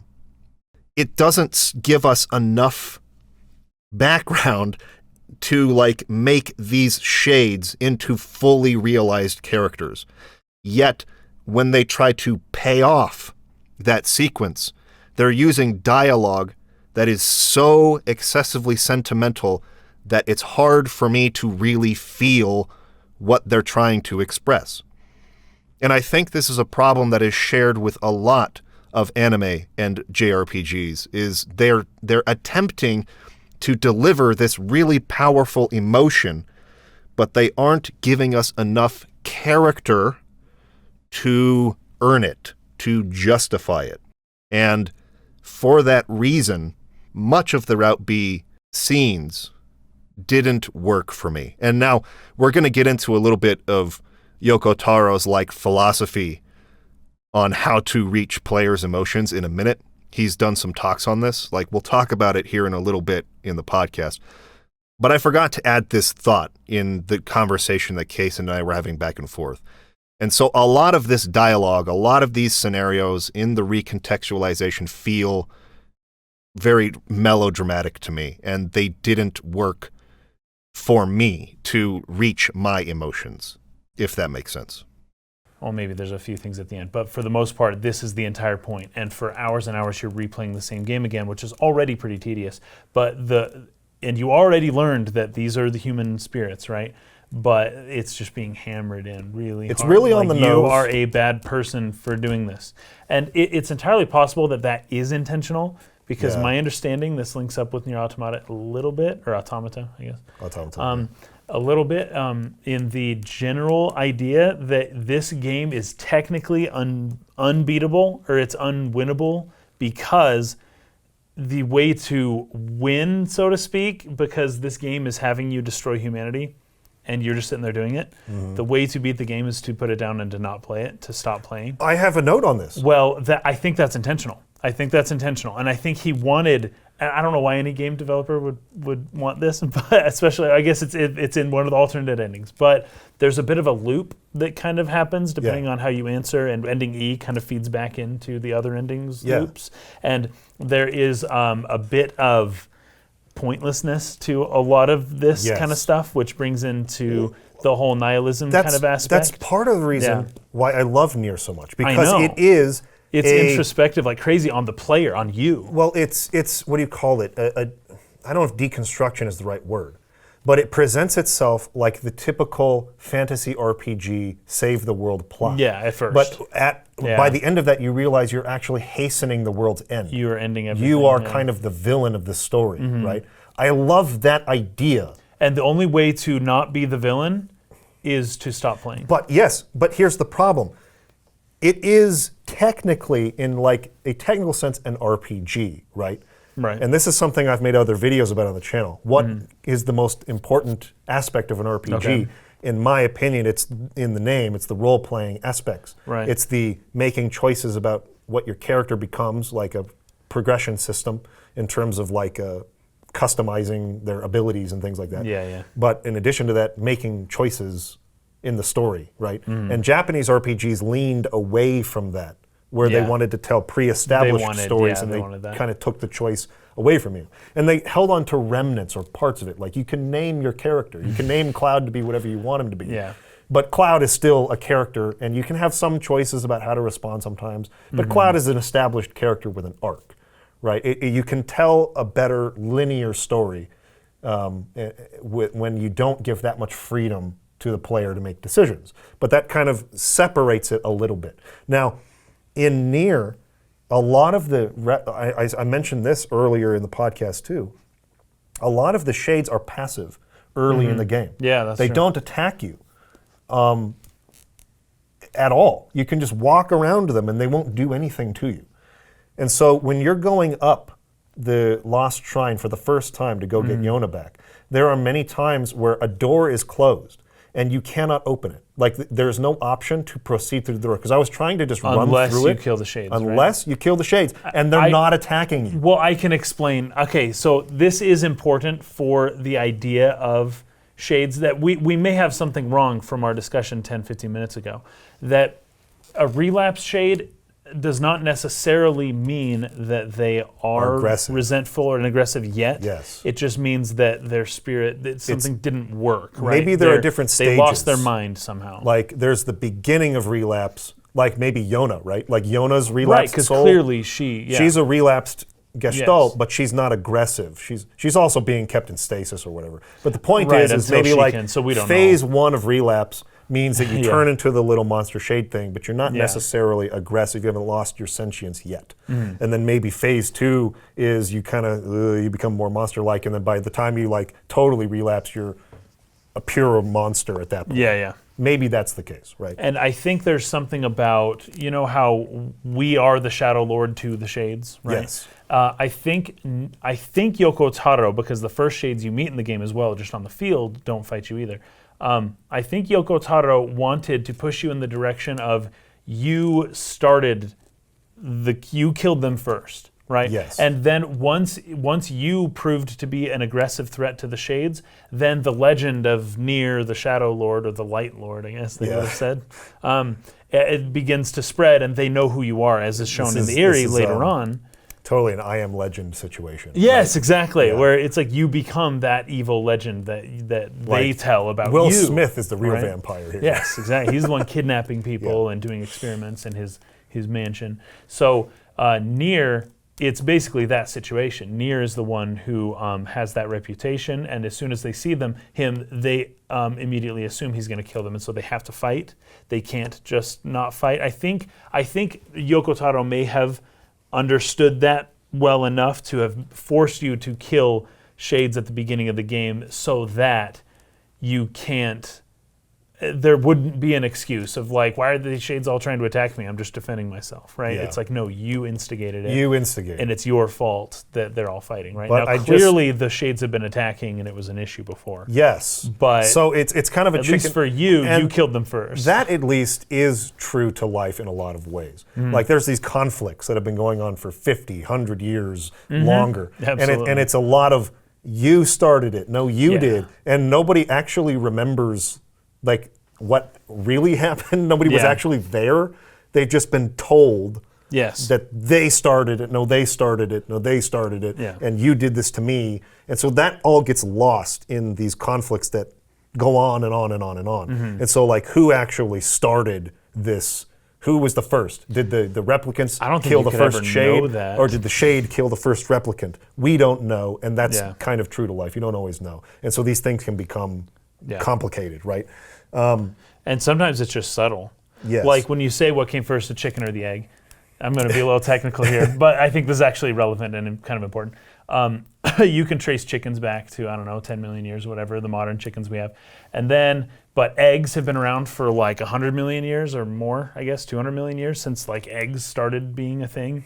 And so it's like, hey, well, the egg came first. And whatever the first thing that we would have ever called a chicken, draw the line there, the first technical chicken to have been born, chicken came out of an egg. was And evolved. therefore the egg came first, It right? evolved or it had a Yes. mutation. The trouble being, you can't draw the line between what the chicken was and its parents weren't a chicken, but the kids were a chicken. Yes. Right? They're too Despite similar. the fact that there has to have been a point where you could have crossed that The line at threshold. some point, but you would not have been able to tell. It's too subtle. It was too subtle as that continued to happening to say that, the child is a chicken, the mother was not, and it hatched from an egg, therefore the egg came first, not the chicken. Right. So, and that's true of these conflicts as well. It's like a small issue that you couldn't even trace it back far enough because you could find out who started the first war, but why did that start? And Yeah. it's like it like minor conflicts going all the way back to maybe some kid stole a toy from some other kid, and that the ripple effect of that just eventually ended up in this massive war.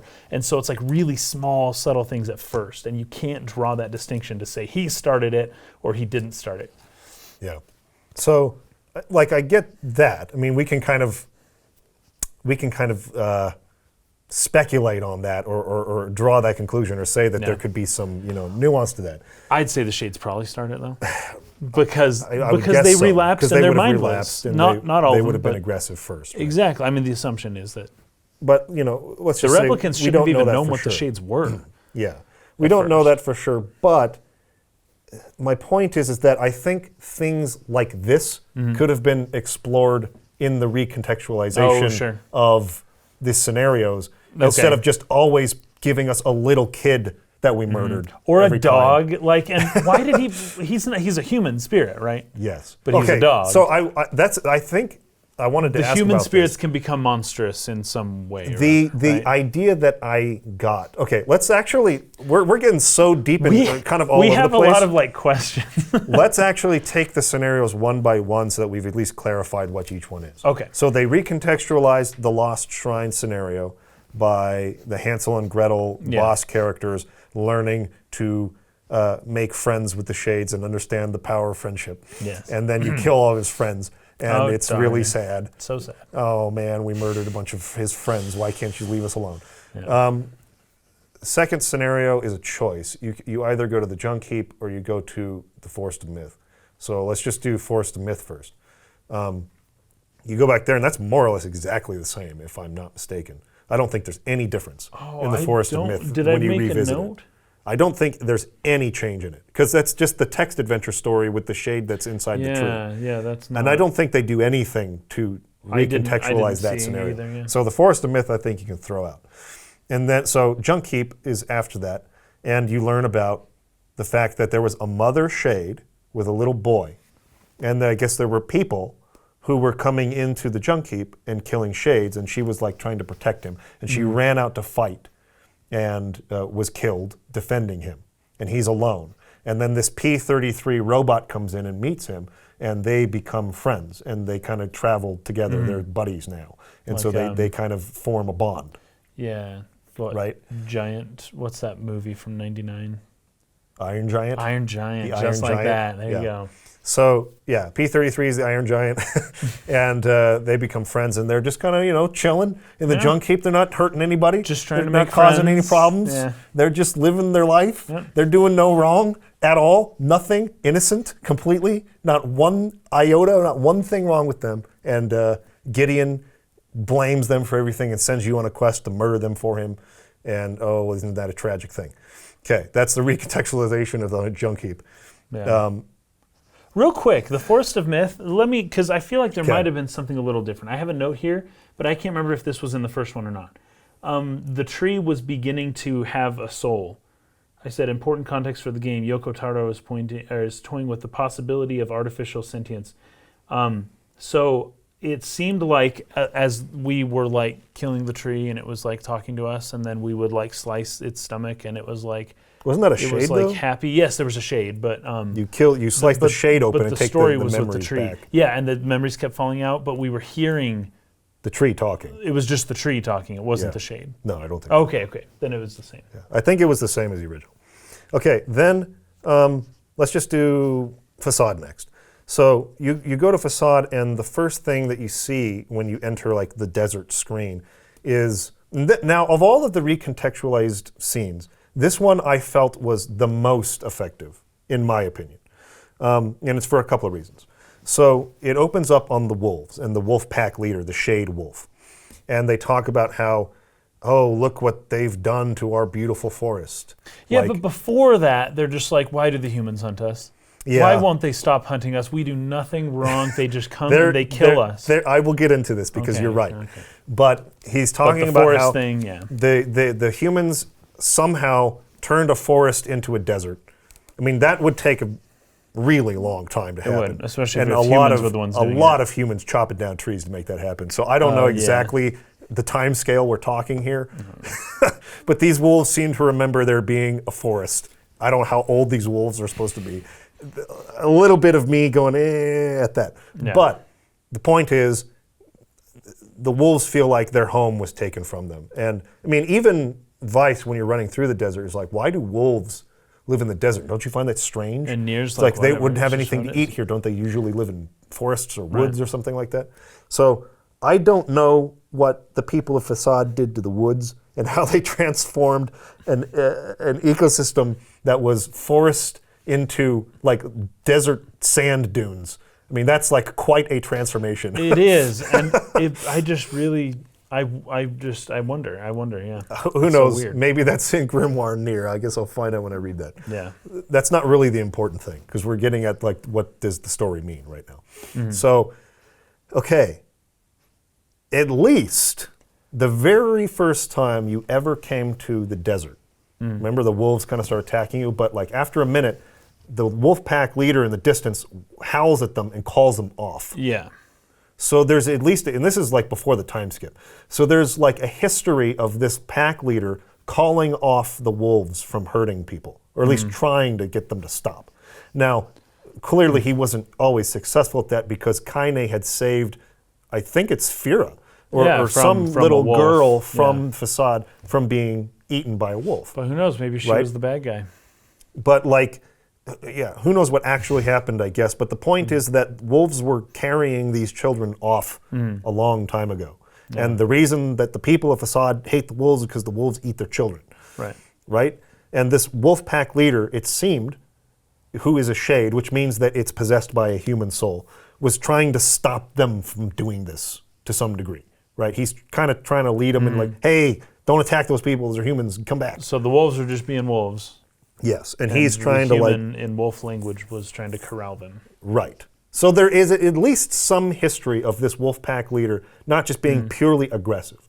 And in this conversation with the wolves, he says something like, I understand all too well like why human beings are the way they are or something. It's a hint at the fact that he's a human soul inhabiting this wolf, right? So he gets people.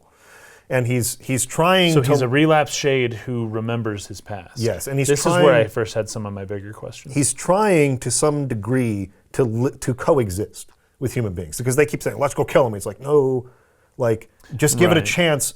I know that the humans can coexist with us. It's more or less what that first scene is.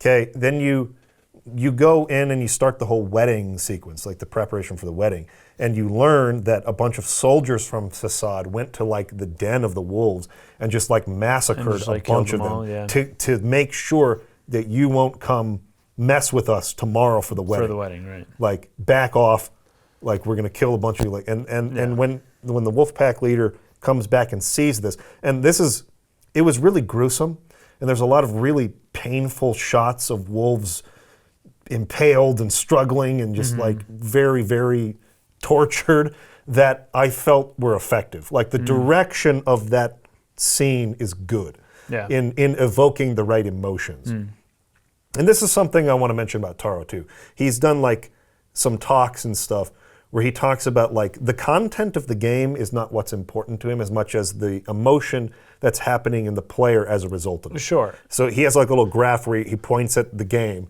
and he writes not important. And then he points to the and then he points at the bubble over idea of someone's someone's head. This is the important thing. Yeah, right? and that is true, and that is general for art, I think. Right. Yeah. So like he's not as concerned necessarily about whether or not everything aligns here, as long as it is achieving the correct emotion in the player and it's evoking, it's making them feel something.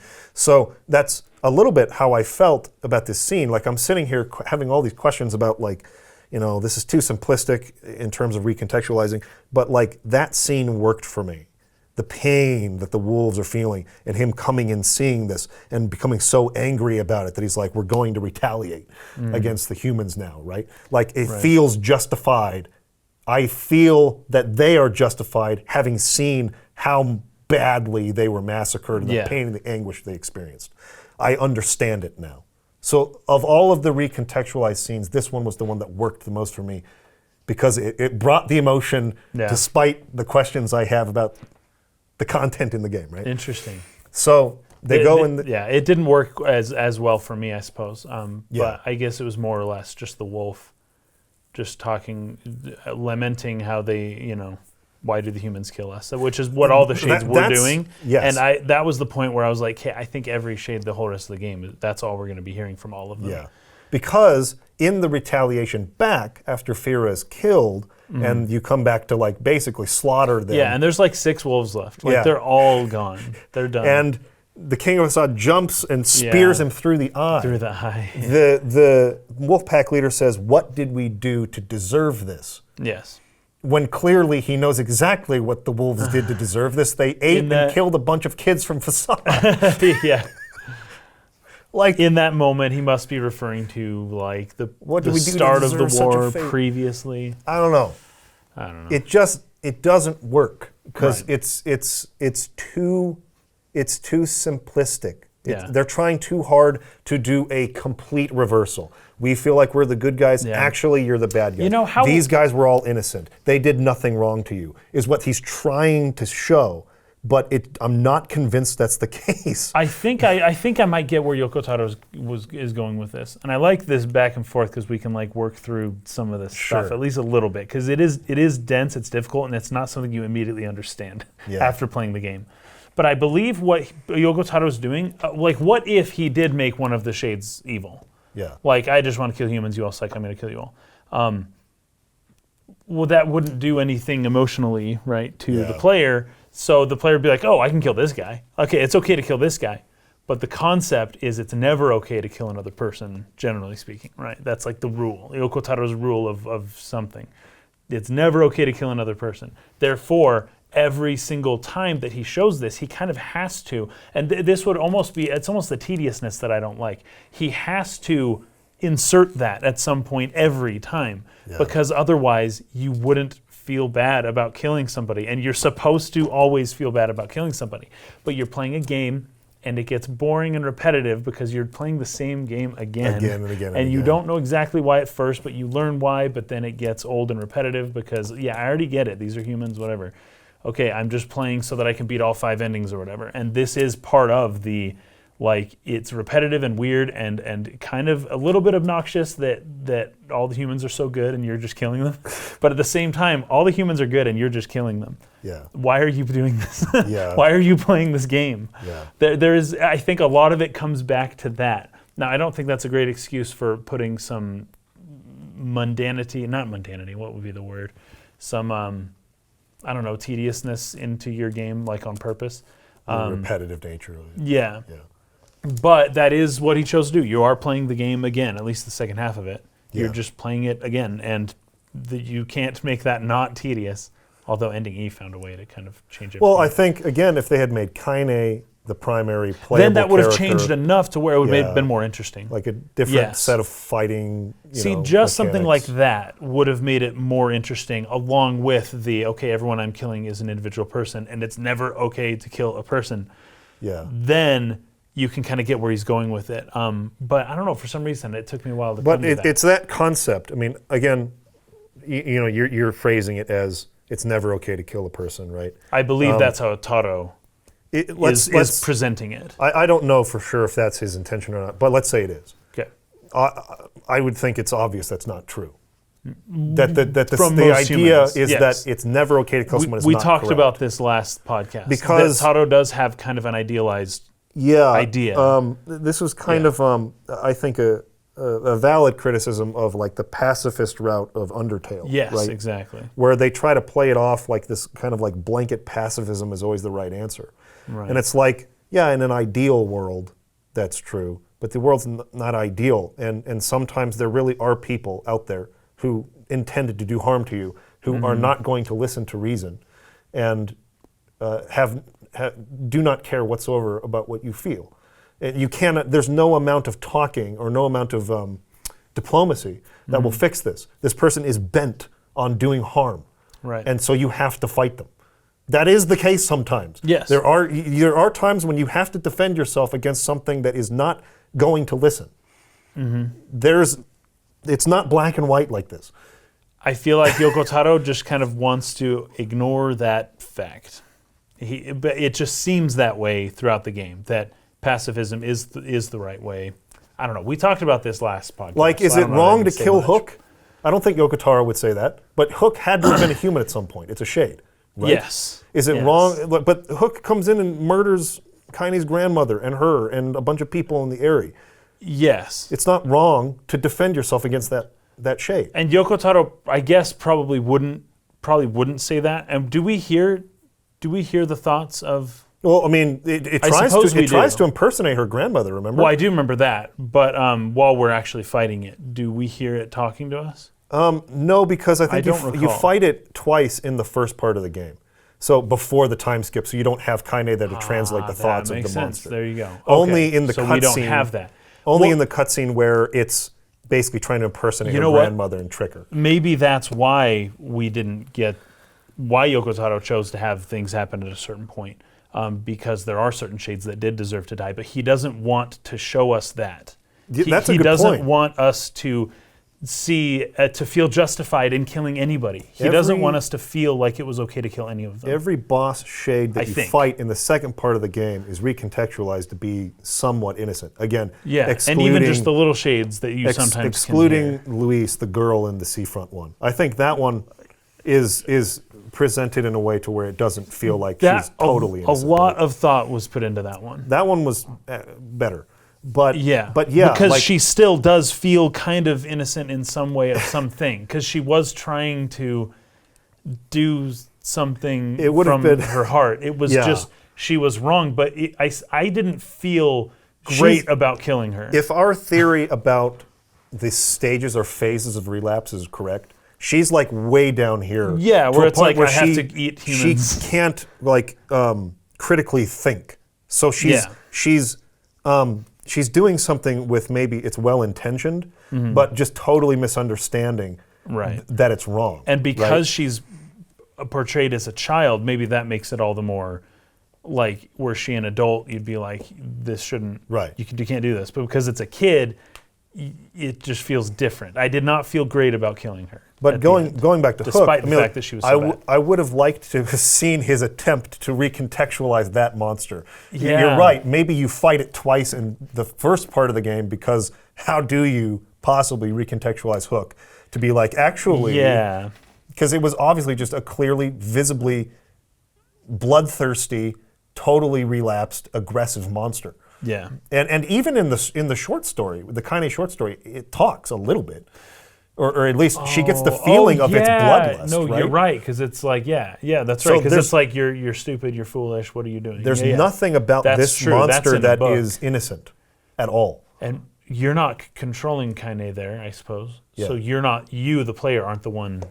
So, Killing the anyways, monster at that point. there's another Interesting. point I want to make, and there was actually a comment about it that I want to read that emphasizes the same thought that I'm having on it. Mm-hmm. But let's first do the Seafront scenario as the final The mermaid one? recontextualized scenario, Yeah. right? So this scenario is there's a shipwreck that shows up in Seafront, and they added a couple of NPCs into Seafront who are like a married couple who constantly Yeah. argue with each other. Yeah. And so in the first act, you do some side quests for them 'Cause they're in the You village learn- at first, You learn right? about their relationship. and Yeah, always fighting with the each other. famous fights. Yeah. Yeah, they're like famous in the town because they Yes. fight all the time. And then you go back and she's like, "Oh, my husband's been missing," and he was like a ferryman, so he was the one who would transport you around. So the map. you couldn't go where you needed to go until you found him. Yeah. right? So he's missing, and a bunch of other people from the town are missing. And there's this big shipwreck that's suddenly appeared, and so you go to investigate this shipwreck, and the postman is missing too, but he keeps going Yeah. into this ship, and so you're going to investigate, see what's happening. I think in playthrough A, you don't see the postman side as much. No, you But don't. in Route B, you do. see him. You see the interactions with the ship. That's where they with do the girl. recontextualization. Yeah. So in the A route, you're just kind of investigating the ship. You're looking at this and that, and there's this girl that you see, and then you try to go find her, and then she's gone, and it's very mysterious. This little girl in the ship. It's almost like a ghost. And you're looking around, and you find your way, or you fall through the floor into like I don't know what you'd call it, the ship's hold, maybe like the bottom of it. Yeah. Right. And it smells terrible, and your light goes out, and you turn it on, you find all these mutilated people, and the man that was the ferryman. Yeah, who had the red bag. Yep, and some other people are among the pile of dead Yeah. bodies.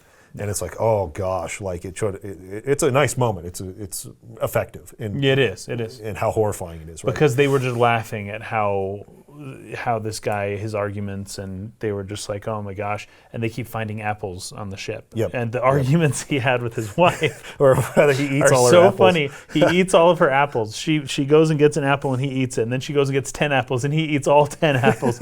And Grimoire Weiss is like, wow, that's kind of no, I think it's Nier. He says that's kind of impressive actually.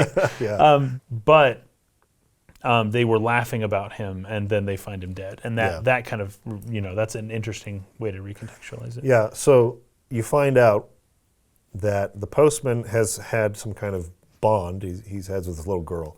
And, she can't speak because she's a shade, And so, But she can sing in here's- some weirdish this kind is of way. this is the other thing too, is shades do understand what people say, but it's not the reverse. They cannot speak back. I think you're right. Because like anytime, even when you're just like bosses and things like that, or any, like there are shades where you'll speak and like they understand you, but like they can't speak back. Anyways, she Interesting. can't speak back. I think that's true. She yeah. can't go into the light, obviously, because she's a shade, and so he Right. keeps trying to invite her to come home and be his daughter. And she won't She do it. turns it yeah. down because she's like, I got to become a human first, right? Yeah. And so she's mistaken into believing if I eat enough humans, I will become human myself. Mm. So this is where I believe we're seeing like a fairly advanced relapsed shade. Where she is pretty far gone. Maybe not all the way gone yet, Yeah. but close, on the brink of that, and like unable to like have complex thinking, unable to Yeah. do like rational thinking really, but or empathy. still is keeping maybe not. yeah, still keeping some basic emotions, Right, and like doesn't the need seem for companionship, resentful yeah. against the replicants yet. exactly. And Yeah. so, anyways, it's a misunderstanding, but due to the fact that she's relapsed probably too far, Yeah. right? So you find this out. The postman shows up and he's like, "Oh, this girl, whatever," and then she like kind of turns into just a gigantic freaking. And it's huge, because of Kaine, because she's like, Yeah, that Kaine, girl's a shade. yeah. She just outs her immediately, and that's then because- the girl's like, "Oh." Because Tyrion is like, like this shade's crazy. I think I'm in love or something like that, right? And that's why Kaine realized, and she had sensed it, like the whole scenario. She didn't want to go in sensed the bow, yeah. something really powerful. There's a Yeah. powerful shade, and Tyrion's the one who's giving her these inclinations. yeah. So you end up fighting this thing, and in both the A and B routes, you can't actually kill it. There comes like the fight comes to a head where it's doing this very powerful buildup, and it's like, quickly, like take out the head before it does the attack, and you can do as much damage as you want. You know the little like countdown thing, Yes. where you like you can do all the damage. If you do it in time, you break it, and then you do a cool move. You can get it all the way to the last one, and you can hit it 1,000,000 times. But it just won't. On A and B, you cannot actually kill the thing. And so it does the attack. Everyone's like, oh, like, dizzy and like on the brink of death, and like, oh, we can't fight anymore. And that's when the postman With a stick, he comes out. shows up and just starts distracts her because hitting her, yeah. he's hitting her, and she's like, oh no, but like, I want to be with you and Right, stuff. And I'm so doing she's this like, for you, why are you yeah. attacking me? And she's all confused, and that's when you have just one more moment to build one final attack to like Yeah, sever so like right through her head. right or through the head something, and yeah. kill it, right? So Yeah. and it's all tragic, like, oh, she just wanted to be this guy's daughter and to go look at the sea together, and she gets one shot where she looks out to the sea, And she says that it's beautiful. yeah, something and like that, dies, right? And it's like, oh, isn't that tragic? And there was a piece of paper that Oh, you don't read found in the that ship. until ending C or D. Yeah, there's C. actually two versions of this. So, anyways, Route B recontextualizes it by showing you the postman coming and visiting her a bunch of times while you're doing all the side quest Yeah. investigation stuff. It'll show a bunch of scenes of him coming up and talking to her and their bond being built. In the C route, or at the end of the B route, Kaine is holding a piece of paper that was written by the Louise, shade girl, yeah. Louise. And the she postman opens was it like up. teaching her how to write. Yeah. And she opens up and sees that for the first time, as far as they're aware, a shade communicated through words by writing something down on a piece of paper. And she kind of tears it up and just like lets it float to the Yeah, wind. she throws and it the idea is that she's just ignoring this, and she's too dedicated to killing shades. That's part, like you said, Tyrion, the fear that Tyrion will take over her if she Right. becomes soft. Right. And the fact that she's already come so far, I don't want to think about it that much. Yeah. Kind of a similar situation when you're fighting P33 and Khalil, the shade in the junk heap. And as you're fighting, Khalil will say things like, no, like, you're going to get hurt. Please stop fighting. Like, yeah. let's get away. Like, don't keep going, my friend. And, And she's like, Kaine- what? Somebody mentions, I think Nier says, hey, Kaine, because Kaine says something about, I think it was after the wolves, or like, oh, I can't remember exactly what she says, but she says something in a way that like she kind of understood It like what suggests they she were trying to say. understands, And yeah. Nier asks her and says, how do you know that? And she's like, I'm just assuming, or I'm just Yeah. guessing. She doesn't want to let them know that she knows what they're saying. She knows what they're saying. Because what they're saying is, it's like, It don't kill me. challenges their Yeah. goal, right? Exactly. And she doesn't want to think about it that Yeah. far, for all the reasons that you put earlier. So anyways, in the B route, she chooses to ignore this and throws it away. But in the C route, she gives the letter to the postman. And it's like an acknowledgement, oh, Louise wrote this. Like, it says thank you. And it's like this big breakthrough moment where like Yeah. the first time a shade has been able to communicate with language to a person. And it's, again, meant to show you that there is a possibility that they could maybe coincide. Or, Yeah, in some way. But it's too late. You've gone too far. You've killed too many of them.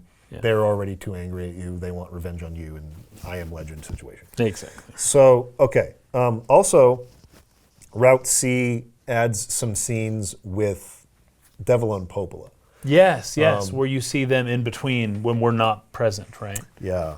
Yeah, and for the most part, it's them just like, the plan is progressing perfectly until towards the end where they're like, I kind of like Nier. Like, Yeah. do we really have to like It shows, do this whole thing? It shows a little bit of kind of the struggle they're going through, which is the Gestalt program is kind of proceeding, and they're kind of in charge of seeing it through, right? Right. And this program where because the replicant bodies still age and die, but then they just kind of take the DNA, right, the data, and they just like replicate it again. Yes.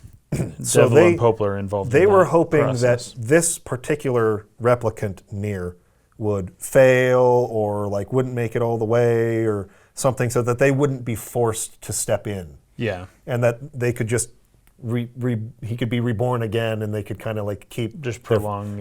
prolong it, so they wouldn't have to. They wanted to wait a couple hundred more years, right, before they were forced to make the replicants and gestalts reunite. Anyways, you see some more of that behind the scenes stuff with them. I think to some degree it's because they were developing sentience on their own. They're just androids, but they were kind of developing like a soul, more or less, right? And they were wanting at least a little bit to go against their programming, They're which is conflicted. not something robot androids do, but it is something that people do. Yeah, So- and one of the interesting scenes that they added was where they have some concerns about, well, if the Shadowlord, for some reason, goes against the plan, they were going to use this girl, Louise, who's a very powerful shade, to, like, kill the Shadowlord. Oh, yeah. So, like, that was like a backup plan. It was like a plan B. They were going to use this girl, Louise, as a way to, like, stop the Shadowlord if the Shadowlord relapsed or went against, the plan or something like that. So, a couple scenes that sort of show that extra dimension behind Devil and Popola. So that's mostly what you get in Route C. The only other scenario is the last time you visit the Aerie, but I don't think there's actually much that is different. Because you're already... There's two things. One, you hear Tyrion's voice when it kind of awakens and like the place is being nuked. But then the big new addition is more text, short stories about Emil and Halua, his twin sister. That's right, yeah. It goes into a lot more detail about, their time being in that facility underground in the manor. There was like a woman who would take care of them. There was actually a whole side quest that sent you back into the manor a couple times. Oh, yeah. Where you picked up some of the research of this woman who was like a caretaker for Emil and Halua, and how sorry she was that like what happened to them happened, and that she was complicit in it. Yeah. When she felt like she was like a mother figure to them and had taken care of them, and she felt so bad about it. So there's a really good side quest that adds to this particular story. But this woman comes in and they're hiding, and they're going to jump in and scare her, and she's like, "What are you doing?" And one of them sneezes and gives away their secret. And then it goes into the moment where Halua kind of breaks out. She's been turned into the ultimate weapon, number 6, and is killing all these people. And they send Emil in to petrify her, to stop her, right? And the man leading Emil in is like abusing him, and don't you dare look at me, like because the blindfold falls off, and he's like holding his face to the ground, and like, don't you ever look at me, I told you never to look at me, and like puts the blindfold back on, like forcing him, like he's like handcuffed or something. He's like forcing him in there to petrify his own sister, which he ends up doing. So like some good background there on Emil in that little short story. You get that in Route B in the Aerie. But I don't think there's anything else much different in terms of this scenario that actually happens there in the Aerie. Okay. No, then, it's just Tyrion talking. He's the one who kind of wakes up as the nuclear blast is going off. Right? Yeah, he's like, whoa, He's sunshine. Like, hey, better get up, yeah. Yeah. Oh, sunshine. By the way, he says kaine in Japanese. Oh, really? He doesn't call her sunshine. I mean, the English text subtitles say sunshine, but he's just saying kaine. He's not, for some reason, and I'm okay with this because I love the way they localize this game. They took a lot of liberties in the English, and they put in the word sunshine, which I thought was great. Mm. So then it's just going back through the Lost Shrine in the Shadowlord's castle. And this time, they did it again. It's like it's like the first door that you can't get through, right? And like all of those like dancing ghosts turn into shades and you're fighting them. Yeah. And then she finally gets it open and it's just like all those little ball shades that And sort of like roll they're in. little babies. And they're little babies, right? And so like there's a shade that comes in like, no, don't kill the children. Yeah. Please, they don't know any better. Children, come to me. And then she's like, how dare you murder our children? And she turns into the boar. And then like that's the boar that's like attacking you, right? It's like just really hard to kill. Oh gosh, again, with the freaking murdering of children thing. Yes. If that's supposed to make me feel bad, it just doesn't. I'm sorry. It doesn't, but it doesn't make you feel good. And I think at this point, that's what Yoko Taro's going for. At the very least, you don't feel good about it. It's just too easy. It's too easy. It is an answer to try to like make someone feel bad about what they did. It's like, tricked you. You killed babies. Like, come on, man. It's too easy. So didn't love that. But then you hear all the Shadowlord's dialogue now. You get to see what he's saying. Oh, right, yeah. in response. Yep. And I thought that those were nice moments. Yeah, that was good, actually. And then let's talk about, let's see if I skipped any of my notes. Let me just check this real quick before we get into the actual ending, B ending. Oh, one thing that I noticed, right, because in my A playthrough of the Gestalt version of the game, PS3 version of the game, I didn't do any of the side quests in the second part. Oh, right, yeah, I remember you I was told so me. mad at the villagers. Yes, you were so mad. I'm not helping you anymore. Yeah. So I missed this, but I did all of the side quests this time, and there's actually a pretty big difference between the way that Weiss like participates in or his eagerness to help people in the side quests in the second part of the game versus the first part. As if he'd been doing it for a few years. years. He's been a companion with That's Nier cool, for that's so cool. long that they've sort of Yeah. acclimated to each other. And he's not less critical. he's still arrogant. I mean, that's he's true. still a That's wisecracking guy, but he seems to have almost a sense of eagerness. Yeah. Like, what are we going to do to help this person? It's just a hint. Yeah. But it was a really nice performance That's by the voice actor and a really nice touch as a writer to show it sells the fact that they've been companions for a while now. Yeah. That they've been fighting side by side, that they've gotten to know each other, that they've become a really good team, a problem-solving team. And he's accepted, this is what this guy does, so I might as well be a part of it, instead of like constantly putting him down all the time. Like, why are you helping these people? What a colossal waste of time. I can't believe you're doing this again. Which is what he was doing at first. What he was all saying through part one. Yeah. And in part two, he doesn't do that quite as much. And I thought it was really good. I really liked that. And it actually struck me even more because when you play Route B, C, and D, and you're going through the second part 3 or 4 times, right?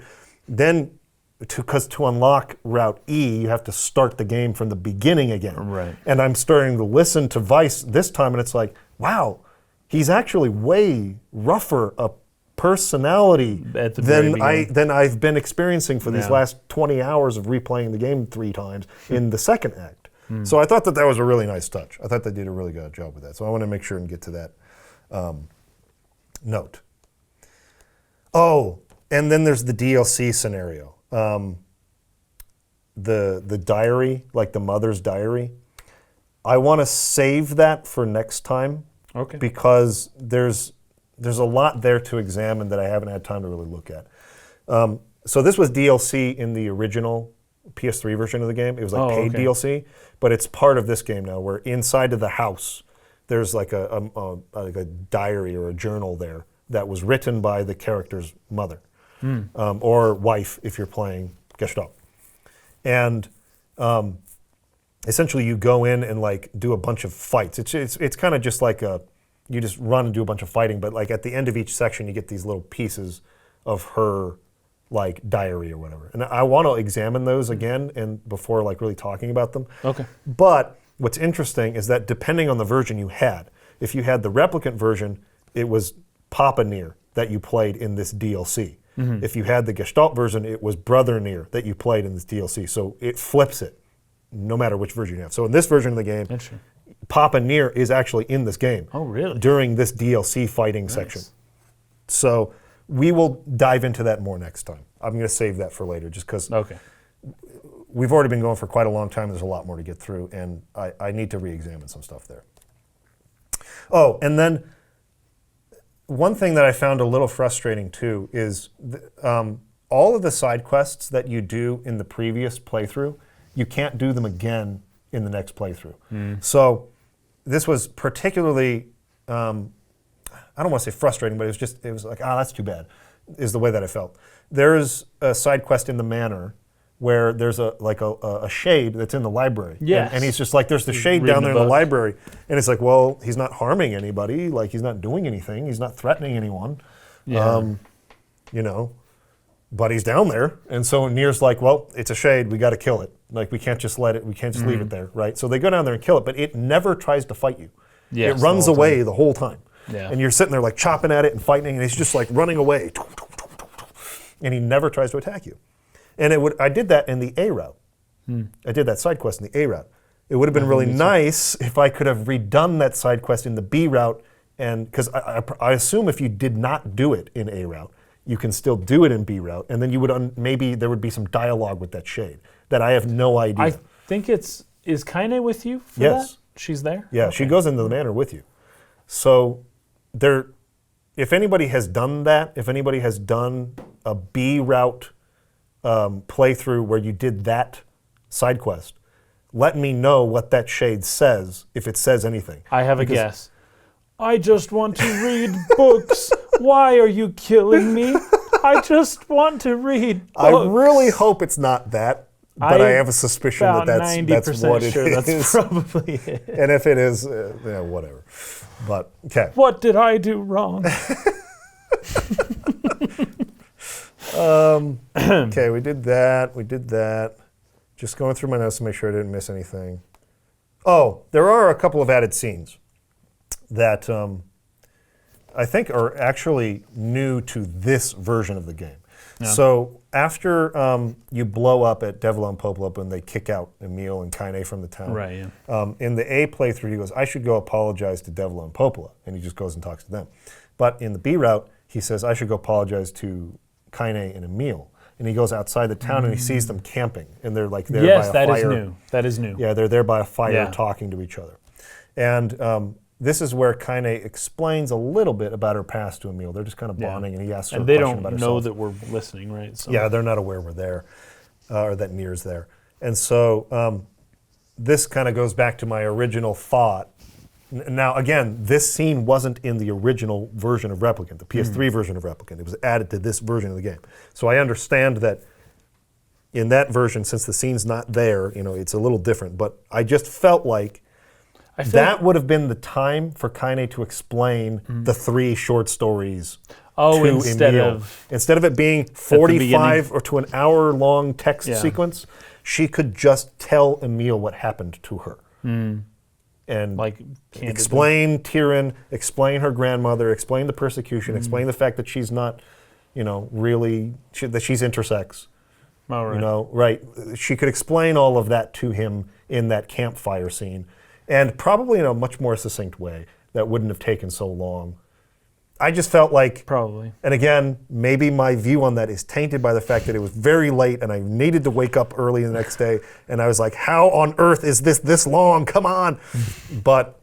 And it's written well. I'm not saying it's bad, very well but written. I think I would have preferred in this case. Like, I like it in the Forest of Myth section. Keep Forest of Myth just the way it is with That all way that you know what text. to expect. I know what it is, Yeah. but I would have preferred maybe like Kaine and Emil's backstories that are in text. It would have been nice if there was a moment where they could tell it or do a flashback or something like that. So that was just a thought I had while watching that scene. But there's another new scene as well after you've collected all of the keys to the Shadowlord's castle, all of those 5 parts, and you're going back and Nier is talking to Weiss and he's like, I don't know if I can really ask them to go with me. To fight the Shadowlord, like this is my fight kind of a thing. And he's like, well, I don't know about that. And then kind of is like, shut up, like, what are you talking about? This is so stupid.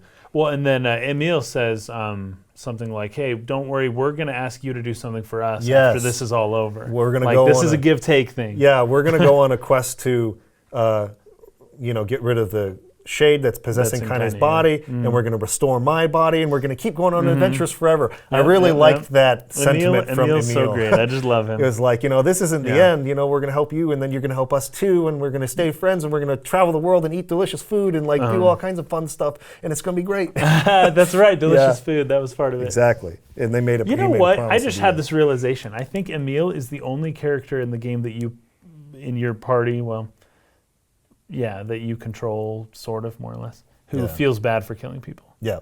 He feels really bad about it. I don't think Kaine ever does. I don't think Nier does because he's got his purpose. And that Grimoire Weiss is just, I don't know. He's harder to tell what's going on with him necessarily. But I don't think any of them feel bad except Emil. Yeah. Oh, and then, there is another added scene in the Aerie. It's at the very beginning, and it's just a black screen with text. But it's some of the shade-possessed villagers talking to each other about, oh, that young man's going to come. Like, what are we going to do? Right? What are we going to do?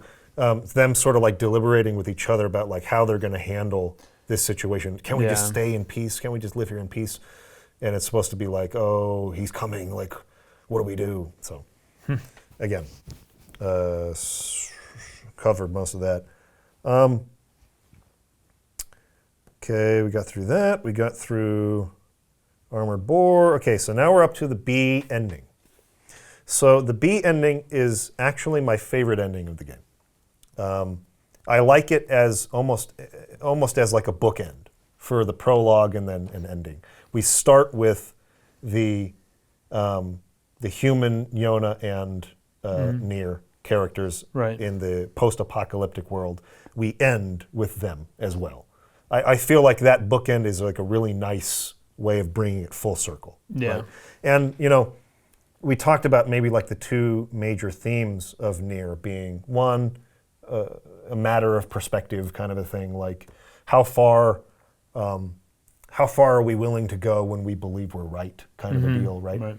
Which I think has been clear at this point, I feel like was not executed as well as it could have been. Of course. But the one that I felt like was really excellently done was the refusal to accept loss in your life. Like the insistence that I will not accept a loss. I will do anything it takes to bring back, to restore this thing to me, right? I feel like, in particular with the Shadowlord, this is really hammered home well, and that Yona's refusal to keep going with this, to keep participating in it, to harm the new sentience of the replicant, and the fact that she gives up. And that just all comes slamming because he was tried for so long. Thousands of years, yeah. I did this all for you, and then you just gave it up. Like, and he's so pissed, right? And so hurt and so devastated by that. That then the B ending focuses on them accepting this and moving on. Yeah. Like, I felt like for that particular string, that particular theme, this is a very satisfying conclusion where it kind of goes back and shows like almost like a flashback of when she's like, oh, I have this cookie. Yes, And, it shows and that. he's like, you eat it, I'm not hungry. That's what you said yesterday. We're going to share. Except in the beginning, she drops the cookie, and then. Yeah, But in this in the one, original they prologue. both just they eat both the cookie, eat. and then it goes. And then it kind of goes into like a white, like afterlife-y type of like Heaven kind of scene. thing. And she sits down next to him, and sharing. Yeah. And there's just this sense that it's okay. It's okay to let it go. Yes, but also a sense that like this game is so it takes on doesn't take on it. Nihilism is such a big clearly such a big factor of the themes of this game, but think of how long the Shadowlord lived in pain and suffering and hatred and resentment, and he kept prolonging it for as long as he could because he didn't want to die. And then as soon as he dies, it's like, oh, this isn't so bad, right? Like you forced yourself to go through the worst pain imaginable, and all you were doing was delaying this from happening, which is great. You get to be with Yona. Things are fine. You're in what appears to be a better place, and all you have to show for it is like massive destruction and pain and hatred. And so often we kind of like create or hold on to our own burdens, right? It's like we refuse to let this go. And it's like, no, because we're so afraid of what that will mean. But then we find on the other side of that, when you finally do let that go, it's like it's freeing. It's like a weight off of your shoulders. It's like that can pass. And you can move on to a new phase. And that thing you were afraid of isn't as scary as you thought it was. That's almost always the case. Yeah. If you're afraid of something, 99.9% of the time, it's not as bad as you think. Some of this actually goes back to what you were saying before about how, different cultures perceive death. Yeah. Or perceived death with past tense. Or, whether the Shogun author got it completely wrong or whatever. It's just, there are different ways of looking at death. And one of the critiques of how we live our lives now, it's like prolong your life as long as you possibly can so that you guaranteed die of cancer, a slow, painful death of cancer, because it would be horrible for you to die a quick death any time earlier than when you die of cancer at 90. That's our current view, and it's in part because of the general understanding scientifically that we don't know what happens when you die, so don't die. Avoid death at all costs. Yeah. And it turns into a society where what you're doing when you live like this is you are guaranteeing that everyone suffers the most painful death that exists, which is the slow, cancerous, months and months of prolonged pain, and then they hook you onto medicine to keep you alive. And then you just feel this until finally you die, and then it's like, oh darn it, the person died, but everyone dies, and it's a weird, and no one, that's part of the human condition. We don't know how to deal with death, but I feel like if we think that our current way of dealing with death is the best way to deal with it, and that other cultures got it wrong, and maybe there are other ways of looking at this, right? Yeah. And this being an example, the Shadowlord lived for 2,000 years or however long, and he prolonged to his own detriment, massive, massive cost, something that was just like not bad at all. Yeah. And that he's fine now, and golly, just should have done that sooner. 2,000 years or 1,500 years sooner. Well, like not even like the burdens he put on himself, but all the suffering he caused other people. For other people, exactly. And just, And that's part of the reason why replicants and gestalts exist in the first place, is because we don't know how to deal with death. We don't know how to do it, and this is what we did. This is our plan that we came up with to avoid death at all costs. And it was a screwy plan that creates this weird system where, and it's just the nihilistic, aspects of this game are plentiful. And the way to find meaning in yourself is a different process than what it was for humans for the past 2 million years. Yeah. It's just different, and we don't quite know how to do it.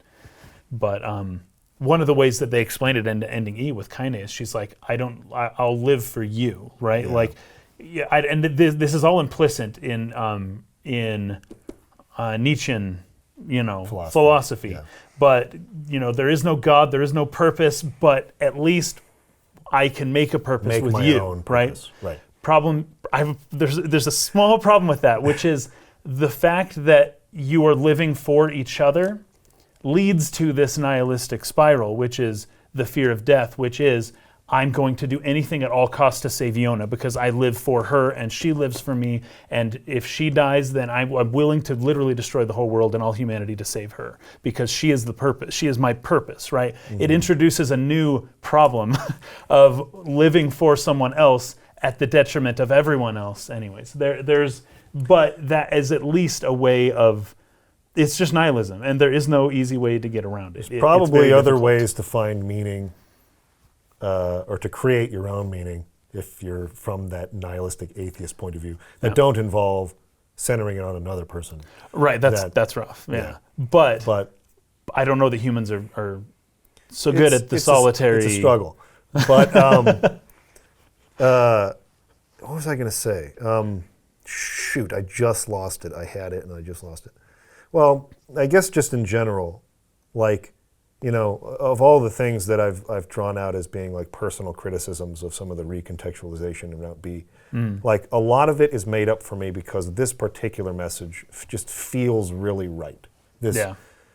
I can't emphasize enough, I remember what I was going to say now.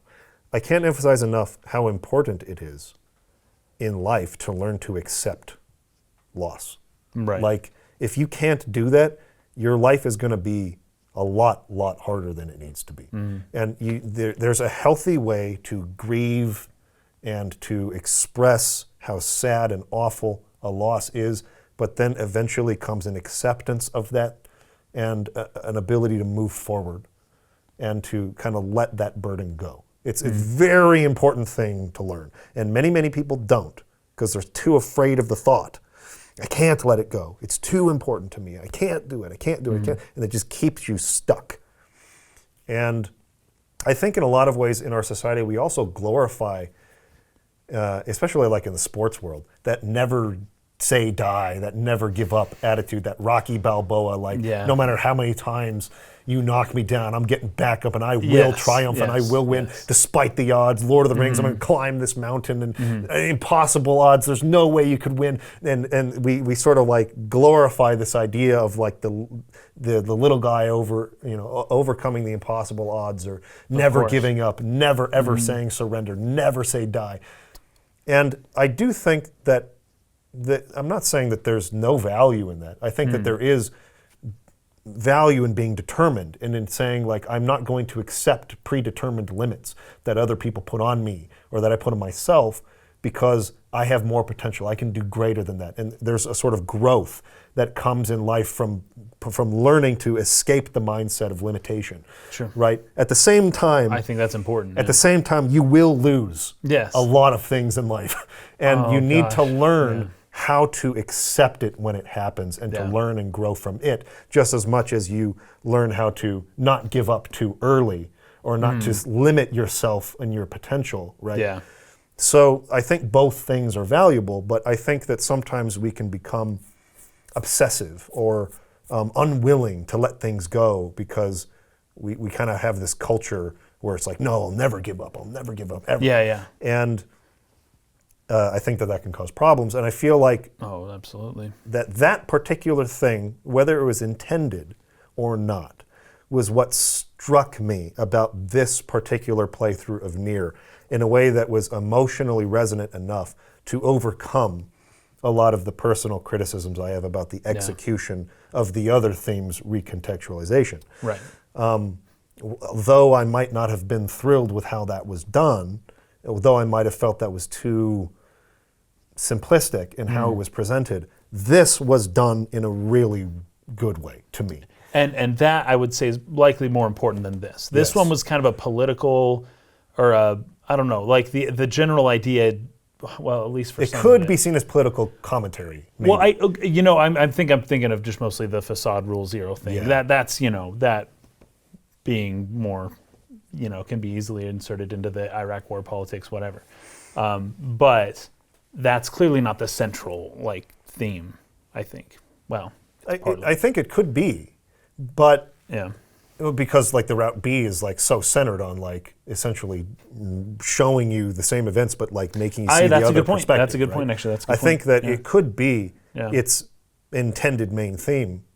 And again, I love the concept of it. I think as an idea for a game, to structure a game in that way and to show you the scene, I think maybe even like Nier Automata does the same idea, but maybe a little better. Yeah. Right. It recontextualizes it in a little bit of a better way than Nier Replicant does, in its particular context.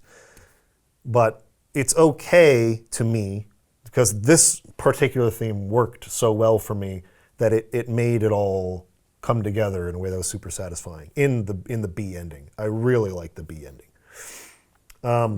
Now, when we get into the C and D endings and when things get wild. So Route C, you play through it again.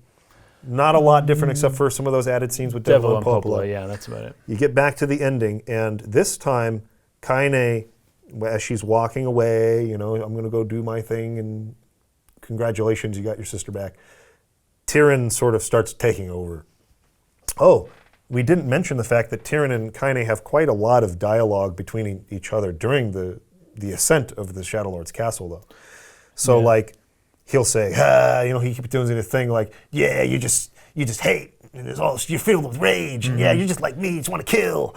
But like less so as they keep going. He's like, I'm starting to sense something else. Yeah, something's different about your heart. Yeah, he's like, right? She's like, well, who am I to know? What do I know? And Yeah. she's just fighting. She's trying to avoid that. And this is a really great. Another reason why I really love Route B, outside of the stuff I criticized, is Kaine's character arc is pretty good. Yeah, like absolutely. When you get the whole context for her childhood and life and this possession and everything like that, it's a little simplistic still. Like, because there's one piece of dialogue in particular that comes across as being a little too simple, which is he's saying something along those lines, and she's like, everyone hates you, like. Like nobody likes you. You're this and that and this and that, and you're just playing this off because you're lonely. And he's like, no, I'm not like that at all, right? Like he's denying it. And then she's like, it's okay, I'm the same way. Or she just says it's okay first, and he goes, it is. And that was the part to me that came across as a little corny. I'm not like that at all. It's okay. It is. Because it's like she, after all this time living with him, having these back and forth conversations, she's able to just get through. Yeah. In this moment, like all of a sudden he's going to like tear down that wall and like consider her point of view. So it's a little bit corny to me, but That's funny. she's like, yeah, it's okay because I'm just the same way. And they start to kind of, Tyrion and Kaine start to kind of have an understanding. And like this change in her heart is also changing him a little bit. So what happens is that you get all the way up and you kill the Shadowlord, and then Tyrion like takes over her body, and it's played off as the reason that he's doing this is because he's trying to free her of this pain that she's in and this possession and this awful life that she's had. And he presents you with a choice because you fight her. And then the choice is, okay, like there's two ways that you can like restore Kaine or whatever. Oh, yes. Or that you can save her. One is to kill her. Yeah, he doesn't even say kill her. He says, take your sword and stab her in the heart. Yeah. And he's like, I can't do that. Yeah. And then it becomes, at first I'm like, no, you're Keyblade, right? You're unlocking, and it'll do a thing. It's like, no, I didn't realize, this isn't Kingdom Hearts. He is talking about literally killing her. She wants to die. I mean, you Yes. go all the way back to Act 1 with the Hook battle. She accomplished that and she just wanted to die. Her Yes. life has been so hard, she has so much pain and trauma in her heart that she had nothing to live for. And no one accepts her. And the only meaning that she finds in life is it goes back to that scene I was talking about last time where she's reawakened from the petrification. Oh, and she's yes. baffled. Yeah, Baffled that someone 5 cared years enough later, yeah. 5 years later to come back and save her. And that's why she talks about being so dedicated to him during that fight. I promised I would be his sword. Yes, that's You know, right. That's right. I would be his sword one last time or something like that. She's really dedicated to him because she found value for the first time in her life in this companionship with Emil and Nier. And like that gave her life some meaning. Emil's dead now, as far as they know. Right. And Nier is going to go off with Yona now, and it's not going to be the same. And Yeah. so who else is going to accept me in this world? Nobody else will accept me. She feels like there's no more purpose in her life. And so I think Yeah. the idea is to free her from that existence, that Right. pain and trauma by killing her, right? And she'll no longer have to be possessed by this shade and she can be freed. Or you sacrifice your own existence. I mean, not just die, but become erased The memories, everything's gone. from yeah. all existence completely. Right. And somehow that's going to restore her back to a normal human again. Yeah, okay, I don't know how that worked, but Okay, yeah. that's my point, is that this feels like another arbitrary rule that has no setup. It does, but the result of it is interesting. I agree. Okay, we'll get there. I agree, but it's kind of the same way I felt about the Emil sacrifice. Because because the choice or the circumstance kind of feels like it wasn't set up earlier. Okay, right. It feels arbitrary, kind of Yeah. like the AI scenario. We can bring Yeah, your yeah. mother back, For but one just day, for yeah. one day, just so we can have a sad ending. Yeah. There's no reason Yeah. other than that. It's arbitrary. No. Okay. The choice here feels very arbitrary in that sense because there's no setup to why sacrificing your entire existence and your memory Mm-hmm. being wiped from the earth is somehow going to bring this person back to life. And or then how Tyrion restore- knows that. I don't that, get that it. would be the weirdest Or part. even has the power to 'cause do it. There could be a way, yeah, exactly, that's a good point. There could be a way that this could be done through Devil or Popola or something else, the way that they can manipulate replicants because they kind of design them and whatever. Okay, yeah, sure. But I don't understand how Tyrion knows this and how, we don't know who he is though. Yeah. But how he knows the process, he knows how it works, he knows what would happen, right? Yes.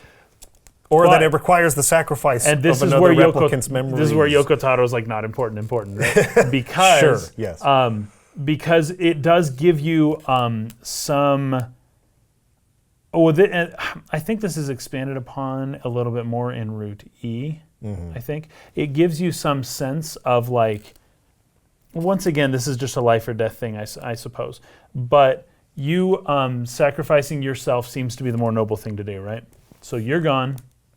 And then Kaine's around, but so if you kill her, then you're essentially the right thing to do is to kill her, even though it's never right to kill anybody. Right? It's right because, like I said, the meaning she found in her life was in the companionship. Well, exactly. If you bring her back to life and then Nier you're and gone. Emil are both gone, Then she has no purpose in life then anymore. she's back to her horrible life, and so Yes.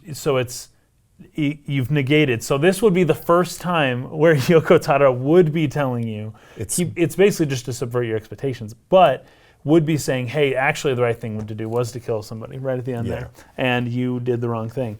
But you don't find out much about how everything goes later on until ending E, where I think the idea is ending E follows D, which is where you kill her, right?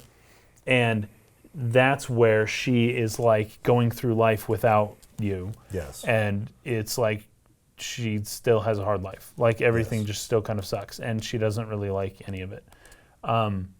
Could she just like maybe kill herself? I mean, I don't know how replicants work. I don't know how the whole thing I'm happens. sure you could. Well, then okay. So she could take this on her. You didn't need to be the one to do this. She could do this on her own. Well, except that she's but it's very currently sad. possessed and relapsed and like a boss monster that you're fighting, right? That is true. So I guess you couldn't do that. She's for like her at the lost time. control. So it's like you have to And- choose to kill her or restore her. So if you just to did nothing, then Tyrion would take over and she'd just go I guess. start killing and be a rampage monster. Yeah, I suppose. Okay, so then I guess it has to be you. Man, Yoko Taro. So you have to kill her or let yourself be killed. But I guess the idea being letting her live isn't as kind as it seems. Because Yes. as you mentioned, that is, her purpose is you. Otherwise, she would have died long time ago. And so if you let her live but take away the purpose for her living, and you don't even explain why, and you don't know, then she just has even less purpose. And as they mention it, she's like, she's walking around in a fog all the time, like she's forgetting something, and that's just kind of her life. It's not like fun. She's still, as far as I can remember, she's still living outside of the village. The village people still don't like her. She doesn't go in there. And all that stuff. Exactly. Nothing really changed. So that is good. Whereas if you kill her, just sucks, I guess. But you can live with Yona and go lay down on the grass it's hard somewhere. for me to believe that Nier would make that sacrifice. Like he's been hell bent the whole time to rescue Yona and to get I Yona think back. that's a good point. It's hard for me to buy that he would, even for Kaine, sacrifice himself when his whole goal was. So it's hard for me to believe that ending D is the choice that the character would make. However, I really like what they do with ending Exactly, E. because then it makes you think that that's a path. You're right. But anyways, ending C is you kill Kaine. Yeah. And essentially, like, Yona and Nier are reunited. But the irony of all of this is you haven't actually saved the world by killing the Shadowlord. You've doomed it. Yes. And and she's going to continue to have the Black Scroll because her gestalt is relapsed or gone, and so she's going to get the Black Scroll. You're going to get the Black Scroll. Every replicant in the world is going to get the Black Scroll. Yeah. And slowly over time, as all of these gestalts relapse, like, everyone's doomed to die. Everyone will die. You have brought that about. You've guaranteed that the end of the world. Yes. So it's not really a very happy ending. It's true. And that's kind of just the way it is. But the only happy endings that you can find in Nier are the ones where they've left. They let go. Yeah, left. That's why I like B. The world, or died and went to heaven.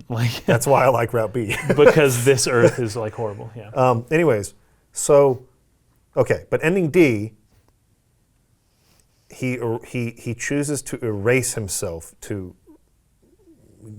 restore Kaine to a regular human form, I guess. Yeah. Right? And so it erases. She's the one that killed the Shadowlord. Well, the game erases all your data, so all your save files get erased. It's a very long, arduous thing where it goes through all of your quests and all of your weapons and all of your items and all of your maps, and everything gets erased. It's all gone.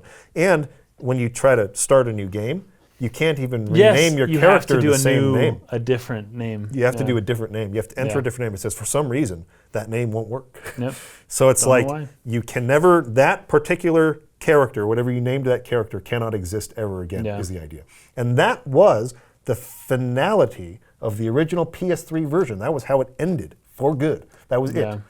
It was over at that point.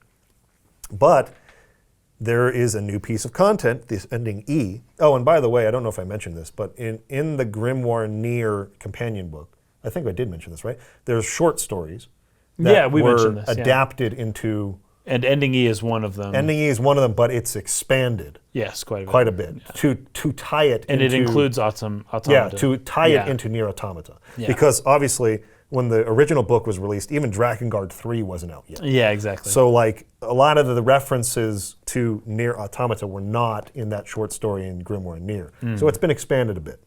But the point is, you play basically the first 2-ish hours of the beginning of the game again until you come back around to the Aerie for the second time and you fight Hook, and she's in that part where she's ready to give up, and Nier reaches down to bring her back. No, don't give up. And they clasp hands and then... But Nier disappears or something. Because that whole replay of those first 2 hours are framed as a dream of Kaine's. She wakes up.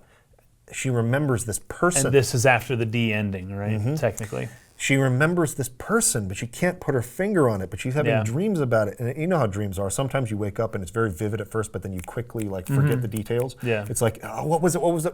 Oh, gosh, I forgot.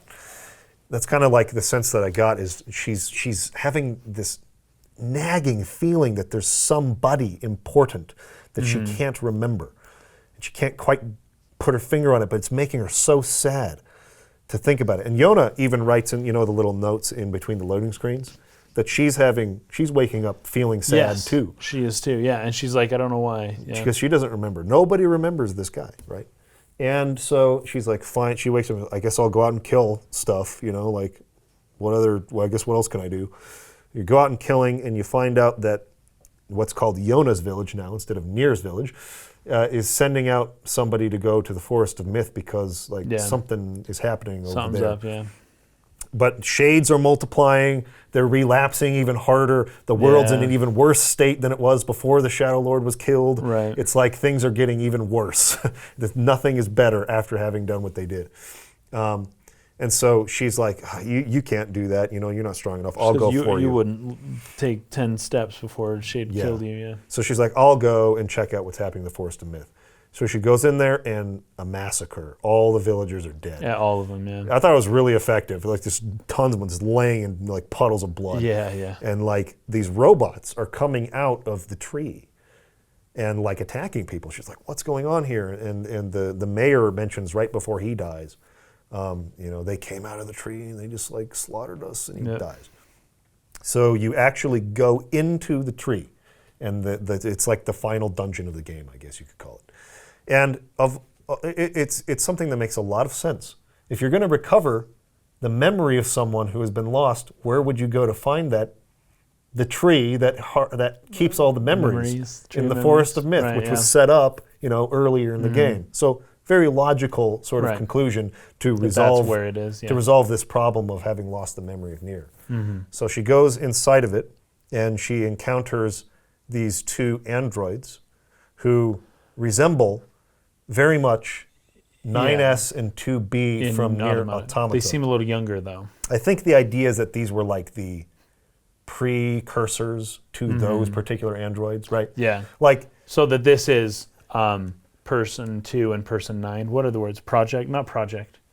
What is Emil? He's something 5 and 6 was they his just sister. call them number 6 and number 7. Okay, number. Yeah. So number 2 and number 9, these were the originals, whereas 2B is like a Might be replicated version or a later like an iteration? an updated version of it. Yeah, and then many thousands of years 9S, from now. yeah. Right? But these were like Yeah. the programs or the androids that were the basis for those models later. I thought that these were the twins from Drakengard when I first saw them. There's the twin girl in Drakengard, has a similar-ish kind of haircut and looks kind of similar. Yeah. And I thought that's where they were going with it. But it was But these two particular in the novel version, from what I've heard, they don't have the two. It's just one watcher. Yes. Right. So this is obviously done to connect it to Automata. Yeah. So it's been altered a little bit from the short story.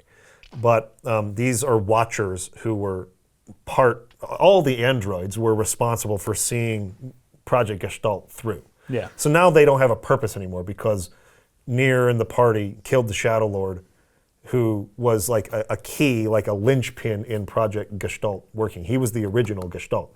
And apparently the maso that he like generated was used to like slow down the relapsing process in the other Gestalts. Oh, really? So there's an error in preserving these Gestalts and keeping them from that causes them to relapse. But apparently the magical particle that came from Drakengard's universe is being emitted by the Shadowlord, and that's being used to like stall or slow down this relapsing process so that they can wait out the white chlorination syndrome and then complete the reuniting of the souls in the bodies. But when they killed the Shadowlord, it's like now that's not possible anymore. Basically, like the original Gestalt is dead, and that means no more Maso is being produced, no more Meso is being produced, and we can't keep them from relapsing, and now it's, again, just doomed. Well, by the way, Maho is magic in Japanese. Yeah. So that's why Mako is magic, Yeah, something in Final Fantasy VII. Yeah. And then Maso. would, I believe it would be kind of a connection there. Makes Maso. sense. So anyways, they basically tell you a lot of this stuff in cryptic language, right? It's not like ever stated outright, but it's like they're essentially revealing to you like Project Gestalt is like doomed now. Yeah, and it's your like, fault. It's your fault, and the androids, are struggling with purpose at this point. Like, what are we supposed to do now, right?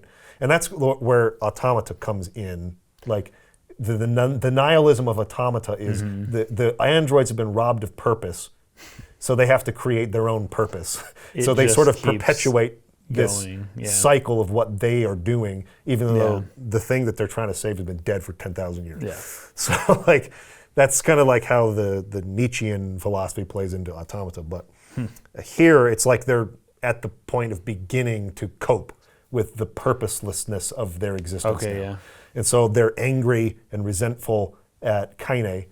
And anyways, as you're going through there, you find these memory cores, and you're like fighting them, and they represent themselves as memories of Kaine's memories, right? Because everybody's memories are stored in this tree. Yeah, they have replicants' memories. And yeah, exactly. Yeah. And that was what we learned when we came here for like the first and second time. It's like replicant memories. Somehow they have little tree. receptacles that are like recording everything, and it turns into data, and they like have all of this stuff like everywhere for everyone. Yep. And it's also true. Yeah. So the interior of this is this big supercomputer with all these memory cores.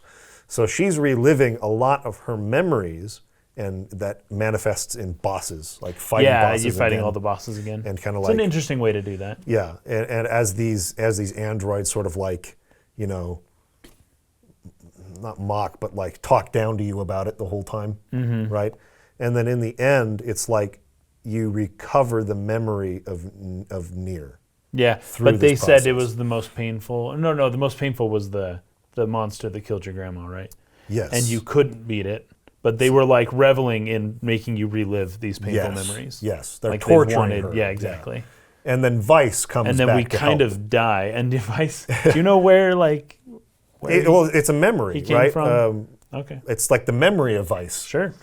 in the memory core, enough. not maybe even like the real book. That's the way Right. I felt it was. Hey, that works. Right? So it's like, anyways, because she's fighting memories, like it's not the real Hook. It's not the real boss fighting again. It's just they're making her relive it in this digitalized world, right? Yeah. And while you're fighting him, these little fake townspeople are like mocking you the whole time. They're kind of like standing around making fun of you, and eventually you get hurt so bad you can't move anymore. And so you can't win this fight. Yes. And then you have another short story, which is Yeah. a fake scenario where it's like she has awakened back in the Aerie again. And like the town has been restored and the villagers are there, and her grandma's alive again. And she goes into the guy's shop who does the medicine, right? With the crayons and stuff. And things aren't quite right. Like he's talking about how great But she her accepts portrait it. was. Yeah. Like how it was like a masterpiece, like Yes. drawing that she did of her grandmother, and she's desperate to accept that this is real, but there's little details about it that are wrong, and then in a really horrific way, it all starts falling apart. I mean, like literally falling apart. Like people's bodies start like disappearing, Almost like a person's white eye chlorination syndrome, yeah, right? a person's eye socket, Yeah. and like the eye It falls just out, like disappears. and like everything's But it falling turns apart. to ash. It like disintegrates. Yes, kind of. white chlorination, I Yeah. think, is the tie there. And so she's running to find her grandma before she dies, and she gets there and then just turns into ash, and everything erases and falls away. And the words, well, this is all in her memories, but still, the word, well, the memories are being put into her, I suppose. But the last words that her grandma says is thank you. My thinking is that this was like, anyways, those are also the words that Louise wrote when she wrote her little message. Right. That was like all that she really Yes. could do to say. I didn't know if there was a connection there because at the time I didn't know if she was seeing actual people or not, if these are the gestalts of these people that she's seeing, and they're because of what she did, they're all disappearing forever now. That's probably what the number 2 and number 9 were trying to get her to think of, right? Like your replicants can't ever be around anymore because you got rid of the gestalts are going to die, and this is your fault. Yep. So it's Vice coming back that sort of awakens her out of that nightmare. Yeah. And with the magic powers restored, she's using his his spells powers, his spells. Yeah. You can actually reach the hook when it goes up to the top. Exactly. And you can actually fight it and kill it. And he has, I think there's a new finishing blow there too that was like pretty cool. Well, and all of the fighting mechanics for Kaine are actually really awesome. Yeah, like she she's has great. her She's own great. move set, like Yeah. her own special abilities, and just is really tight controls, really Yeah, nice. and she's fast. It's Yeah. I guess I skipped over the part where she fought like a million versions of herself, right? Oh, it's like one of the tests because of, they could replicate her over and over and over from yeah, nothing. so like she's each of fighting her herself a has bunch of one times. red eye though, which is I guess a another tie Cult to of the Watchers the tie-in, Legion thing. Yeah, yeah. Tie into that, right? which is present in Drakengard Yes. 2 or 3. I think And I 3. will get into more of the lore of the Red Eye guy probably in the final episode. Yeah, maybe later, but that's kind But- of what they were. There's a Yeah, connection there. but Emil shows up. yeah. Because I forgot to say, in ending B, a tag at the very end of ending B is his head That was so great, by the comes way. flying I out. loved that. So he didn't actually die in the He did scene not. where he got reduced into the Yes. black hole. He didn't die. Like his sister's body is too powerful to die. Yeah. And so like just Yeah. his head like flies out And into the he desert. is so funny about it. He is the best character, man, I tell you. Yeah.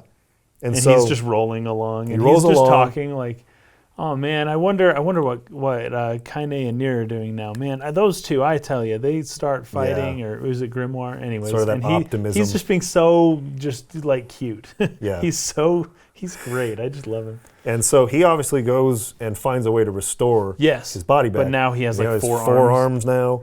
And she's like, wait a minute, what happened? How did and he's like, it'd be too long to explain. So they just kind of skip over that. Classic. There's an explanation in the short story in the Oh, maybe. Grimoire Nier, which again I will read for next time. But anyways, he's and her are fighting through together. So I kind of skimmed over that part. That's so right. they're together. Vice comes back, and they kind of fight through. They restore. They find the memory core. You know what though? When you get to the memory core, Emil isn't still there anymore. He separates for a bit. Yeah. He goes somewhere. So else. you are on your own for a little while. Yeah.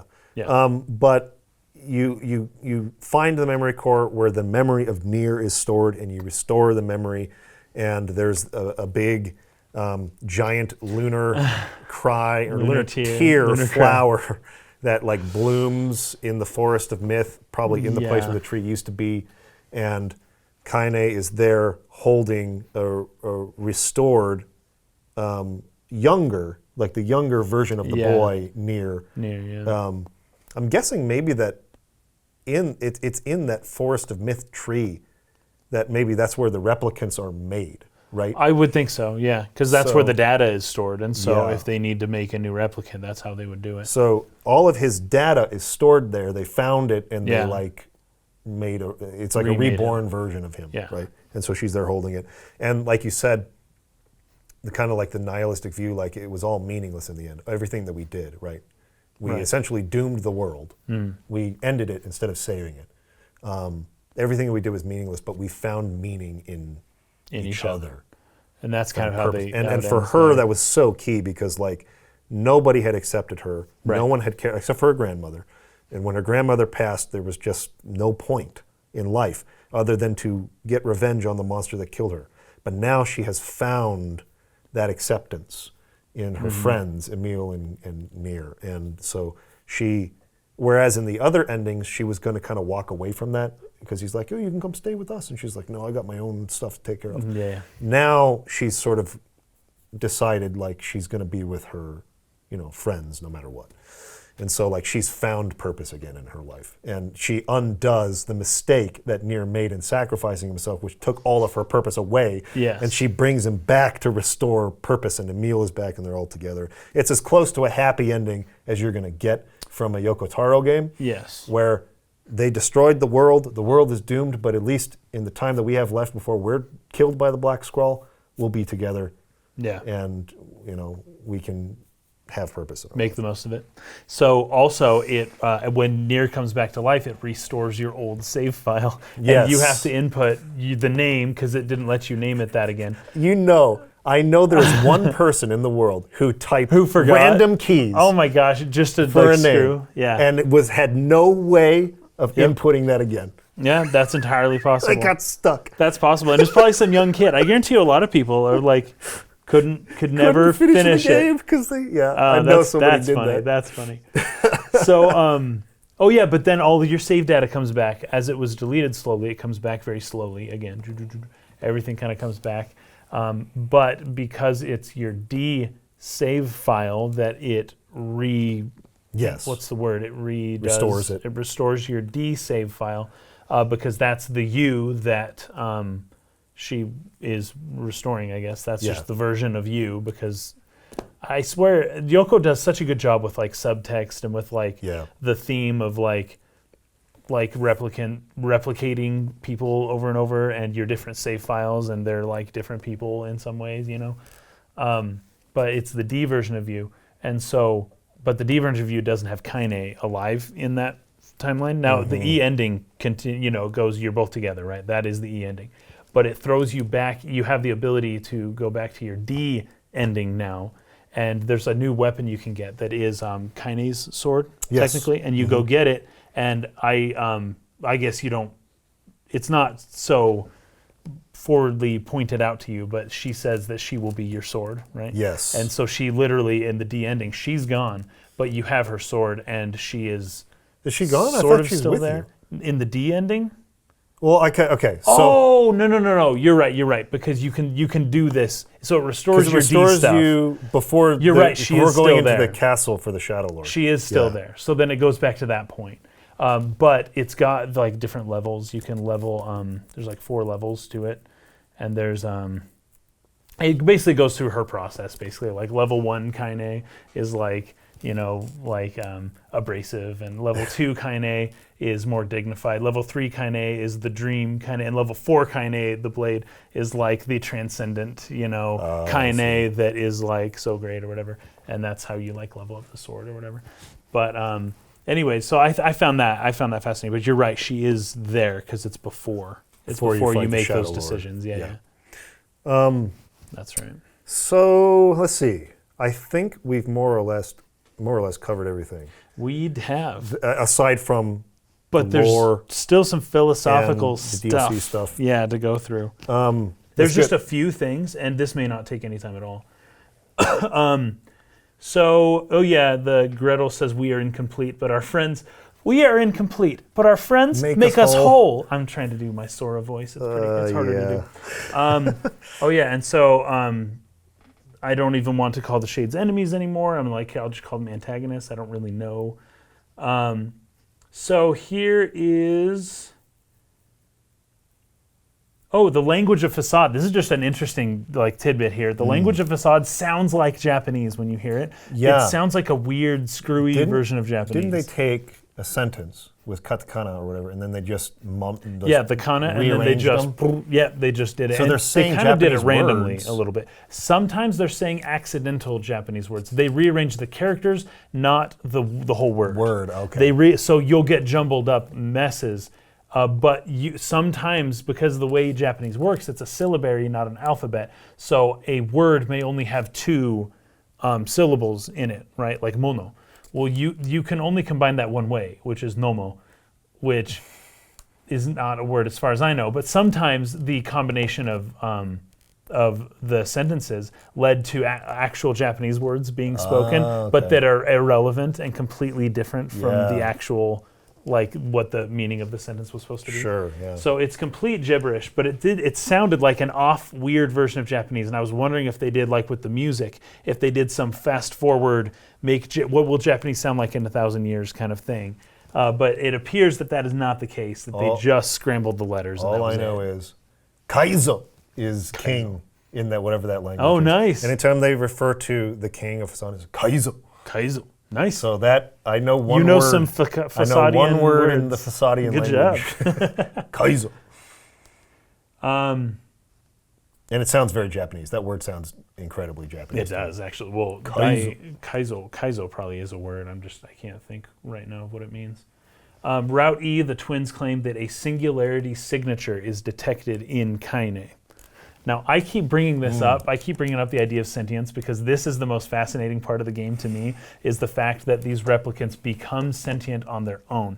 They develop a soul where a soul did not previously exist and was not programmed into them. But through some weird course of general something events, they develop this longing, this being, this like personality that's different and unique from what they were created to be, right? They kind of go off on their own, and that's why the shades get resentful and don't like it. And that's why Yona couldn't stay in the body, because she's like, this replicant has its own thoughts. And that I keep bringing this up with Popola and Devola, how they like don't want to, they're trying to resist their programming to the extent that they can, but they have developed some separate thing that was not programmed into them that has come about in some weird way, you know, and they are different people from what they were programmed to be.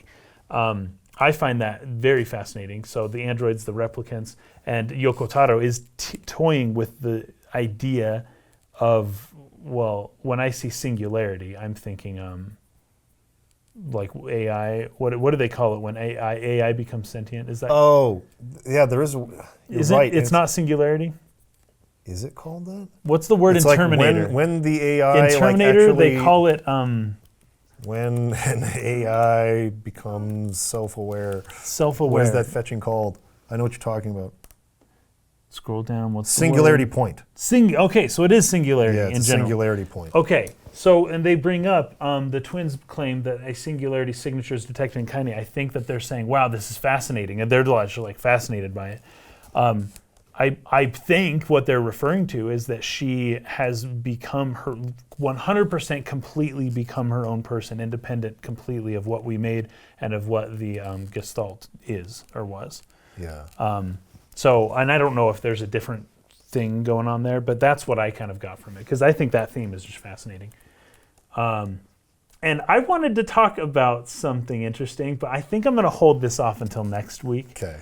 It's about Emil's character, and I go into some archetypal, something very interesting to discuss that will be fascinating. But we'll probably just leave that now. Okay. Yeah, we did the Nietzschean thing. The map in Devil and Popola's office, as you explore different things, the map changes. The map. Oh, does it? Yeah. So I didn't notice this until I think just I guess more recently. But as you're exploring areas, at first the map that's really foggy and you can't see everything. But as you start going to different places, more and more things start becoming clear on the map in their office. Yeah, it's pretty cool. I'll have to take a look at that. I thought that was pretty Never cool. noticed It's that. an interesting touch. So it looks kind of like your map when you just pull up your map. More or Yeah. less. And some of this I could, you know what, I'm almost done. So this is basically the last one right here. Okay. Yoko Taro says that the replicants can't reproduce, right? Yeah. They technically can't. He says even if they can't reproduce, they still have a sex drive. Replicants don't realize that they can't have babies since they have no concept of what normal childbirth looks like.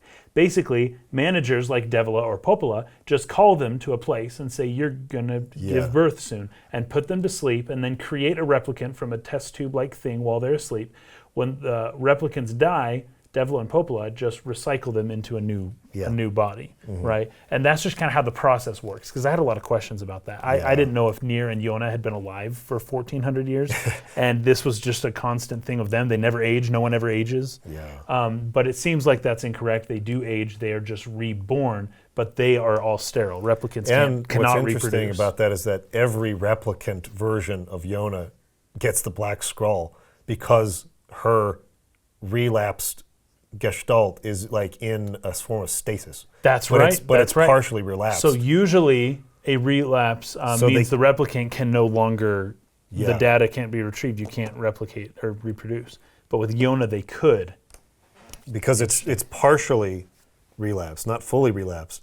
But so every replicant that they recreate is born and gets the black scroll. That's crazy. So like every time like he's reliving the same conundrum of my daughter or sister has the black scroll, and it's just like it never ends. Yeah, it's wild. That's all I got. The last thing is that some people who are Drakengard fans will look at that lunar tear flower and say that it has implications from Drakengard. With the flower eye girl. Particularly Drakengard 3. Okay. Now, I haven't played Drakengard 3, but this is an ominous thing in Drakengard, right? This flower, so it's like, oh, it's connected. I'll have to look into that. I don't believe it is, because this story short story was written way before Drakengard 3 came out. Okay. I think this is just supposed to be an internal reference to Nier Replicant itself, the Lunar tier. Okay. Right? Because, like I said, Drakengard 3 wasn't even in development yet when he wrote this story. Now, that's not to say that it's impossible that he was thinking ahead and that he put that symbol in there to connect them, but I don't think it's the case. It might seem that way, especially now if you're playing it. It's like, oh, that's the same flower from Drakengard 3, but I don't think it is. And the other thing is that, again, I don't care to speculate or theorycraft too much, right? But there is part of me that thinks that maybe this E ending, since it is altered a little bit from the short story version, is, and its connection to Automata and stuff like that. Because, like, when they chose to make a sequel to Drakengard, they chose the Drakengard joke 2. ending. Well, I mean, like Nier. I see what you so mean. they Yeah, made Drakengard 2, but I mean, when Taro came back and was going to make a sequel to Drakengard, the real one, not this sequel that wasn't really Not a the other good one. sequel, he chose the joke E ending. Yeah. Like, of all the endings to choose to, like, branch a new story I know, out of, he he did chose that the one. E ending. I do wonder if this E ending of Nier is, in a way, opening up some new timeline for a new Nier story in the future that might not necessarily be directly connected with the Automata timeline. Because Well, I think so, the yeah. androids that are there, like tormenting Kaine, get, like, destroyed, right? Yeah, they kind of just And those are, disappear. like, the basis of 9S and 2B. Now, maybe their memory cores are stored somewhere Right, else, maybe and they're it just- proceeds exactly as before. But I did have the thought that possibly that this E ending and Kaine doing this was opening some new route for Nier's timeline that could go a different direction than, like, necessarily like a direct sequel to Automata's timeline or something in between the two, and could just open it up to do something entirely different in a new Nier game in the future. Hey. And technically, all of these different endings could do that. Yeah, because if you go off But- this one or that one, you could do anything. Right? Yeah. But it was impressive. The whole ending E thing was a really ambitious thing. Yeah, I liked it. And I loved it. I think, despite my, like, qualms with feeling like ending D doesn't make a lot of sense, because I don't think Nier would choose to do that, I think if you just buy into it, okay, I'll accept it. He chose to do that. This is a really satisfying way to play off that ending and bring it all together, and like you said, tie it back into kind of the theme of finding purpose in a meaningless sort of, like, world, and it ties it all together. So my two favorite endings would be either the B ending or the E ending. I think that they're both good. I think I lean towards B a little bit in terms of my personal satisfaction with seeing the story open up with those two characters. Oh, sure. And Close with those two characters. Yeah. It's very self-contained, and like I said, Yeah, it really that was hits at the beautiful. point that I think is the most beautifully explored. But this whole E scenario was a lot of fun, and it's a nice additional piece of content. Really hidden. I don't know if you didn't look it up online, if you'd ever figure out how to get to it. But Somehow, day 2 or day 1, people had the E ending. I guess, like, Just, like, maybe had already figured it out. it would be really interesting if you had played the game and you unlocked to D and you're like, I guess that's it. You put the game down, you uninstall it or whatever, or, you know, you pick it up again maybe 3 or 4 years in the future and start playing a new file, and you've just, like, what the freak? Like, this appeared because you were just playing, thinking you were just going to do a normal playthrough again, and it's like all of a sudden this new scenario appeared. But Oh, that's funny. anyways, you'd have to play the game. You'd have to be choosing, if you didn't know this was there, to just play the game again, just to play it again, Yeah. to figure this out. I guess there would be a slight hint if you looked at, like, the trophies list, because, like, you would see that there's there's a couple. photo of a trophy there with the letter E on it, and there's some hexadecimal descriptions there that if you put that into what do they call it, where you take hexadecimal code and you can, like, translate it or whatever. I can't remember what it is. If you're into that, But you if could you, figure there's a that way out. to do that if you look that deeply into it. But I mean, if you're Okay, just like yeah, a yeah. normal guy, right? You're and not it's- going to know. It's hard to know that this even exists if you don't Yes. look it up online. Yeah, that's crazy. And so it's a very ambitious, like, new piece of content and a new ending to the game that they hid that some people might not even know is there, or might not even find. So, I don't know. I liked That's it. funny. Me too. So, that's where we'll leave off for today. And like I said, whether or not we finish this off next week is totally up to you. But we're about that close. About that close. If you want us to come back next week and hit you up with the finale of the Nier analysis, we're right there. And I will put up the vote on Patreon and Subscribestar for the next game. Do you want us to play FF10, FF6, or Xenogears? Choose. It's up to you. That's it. Till next time. Thanks everybody for watching. Thanks for the support. We're looking forward to your comments and getting some feedback and seeing what you guys bring to the discussion. See you next time. Peace out.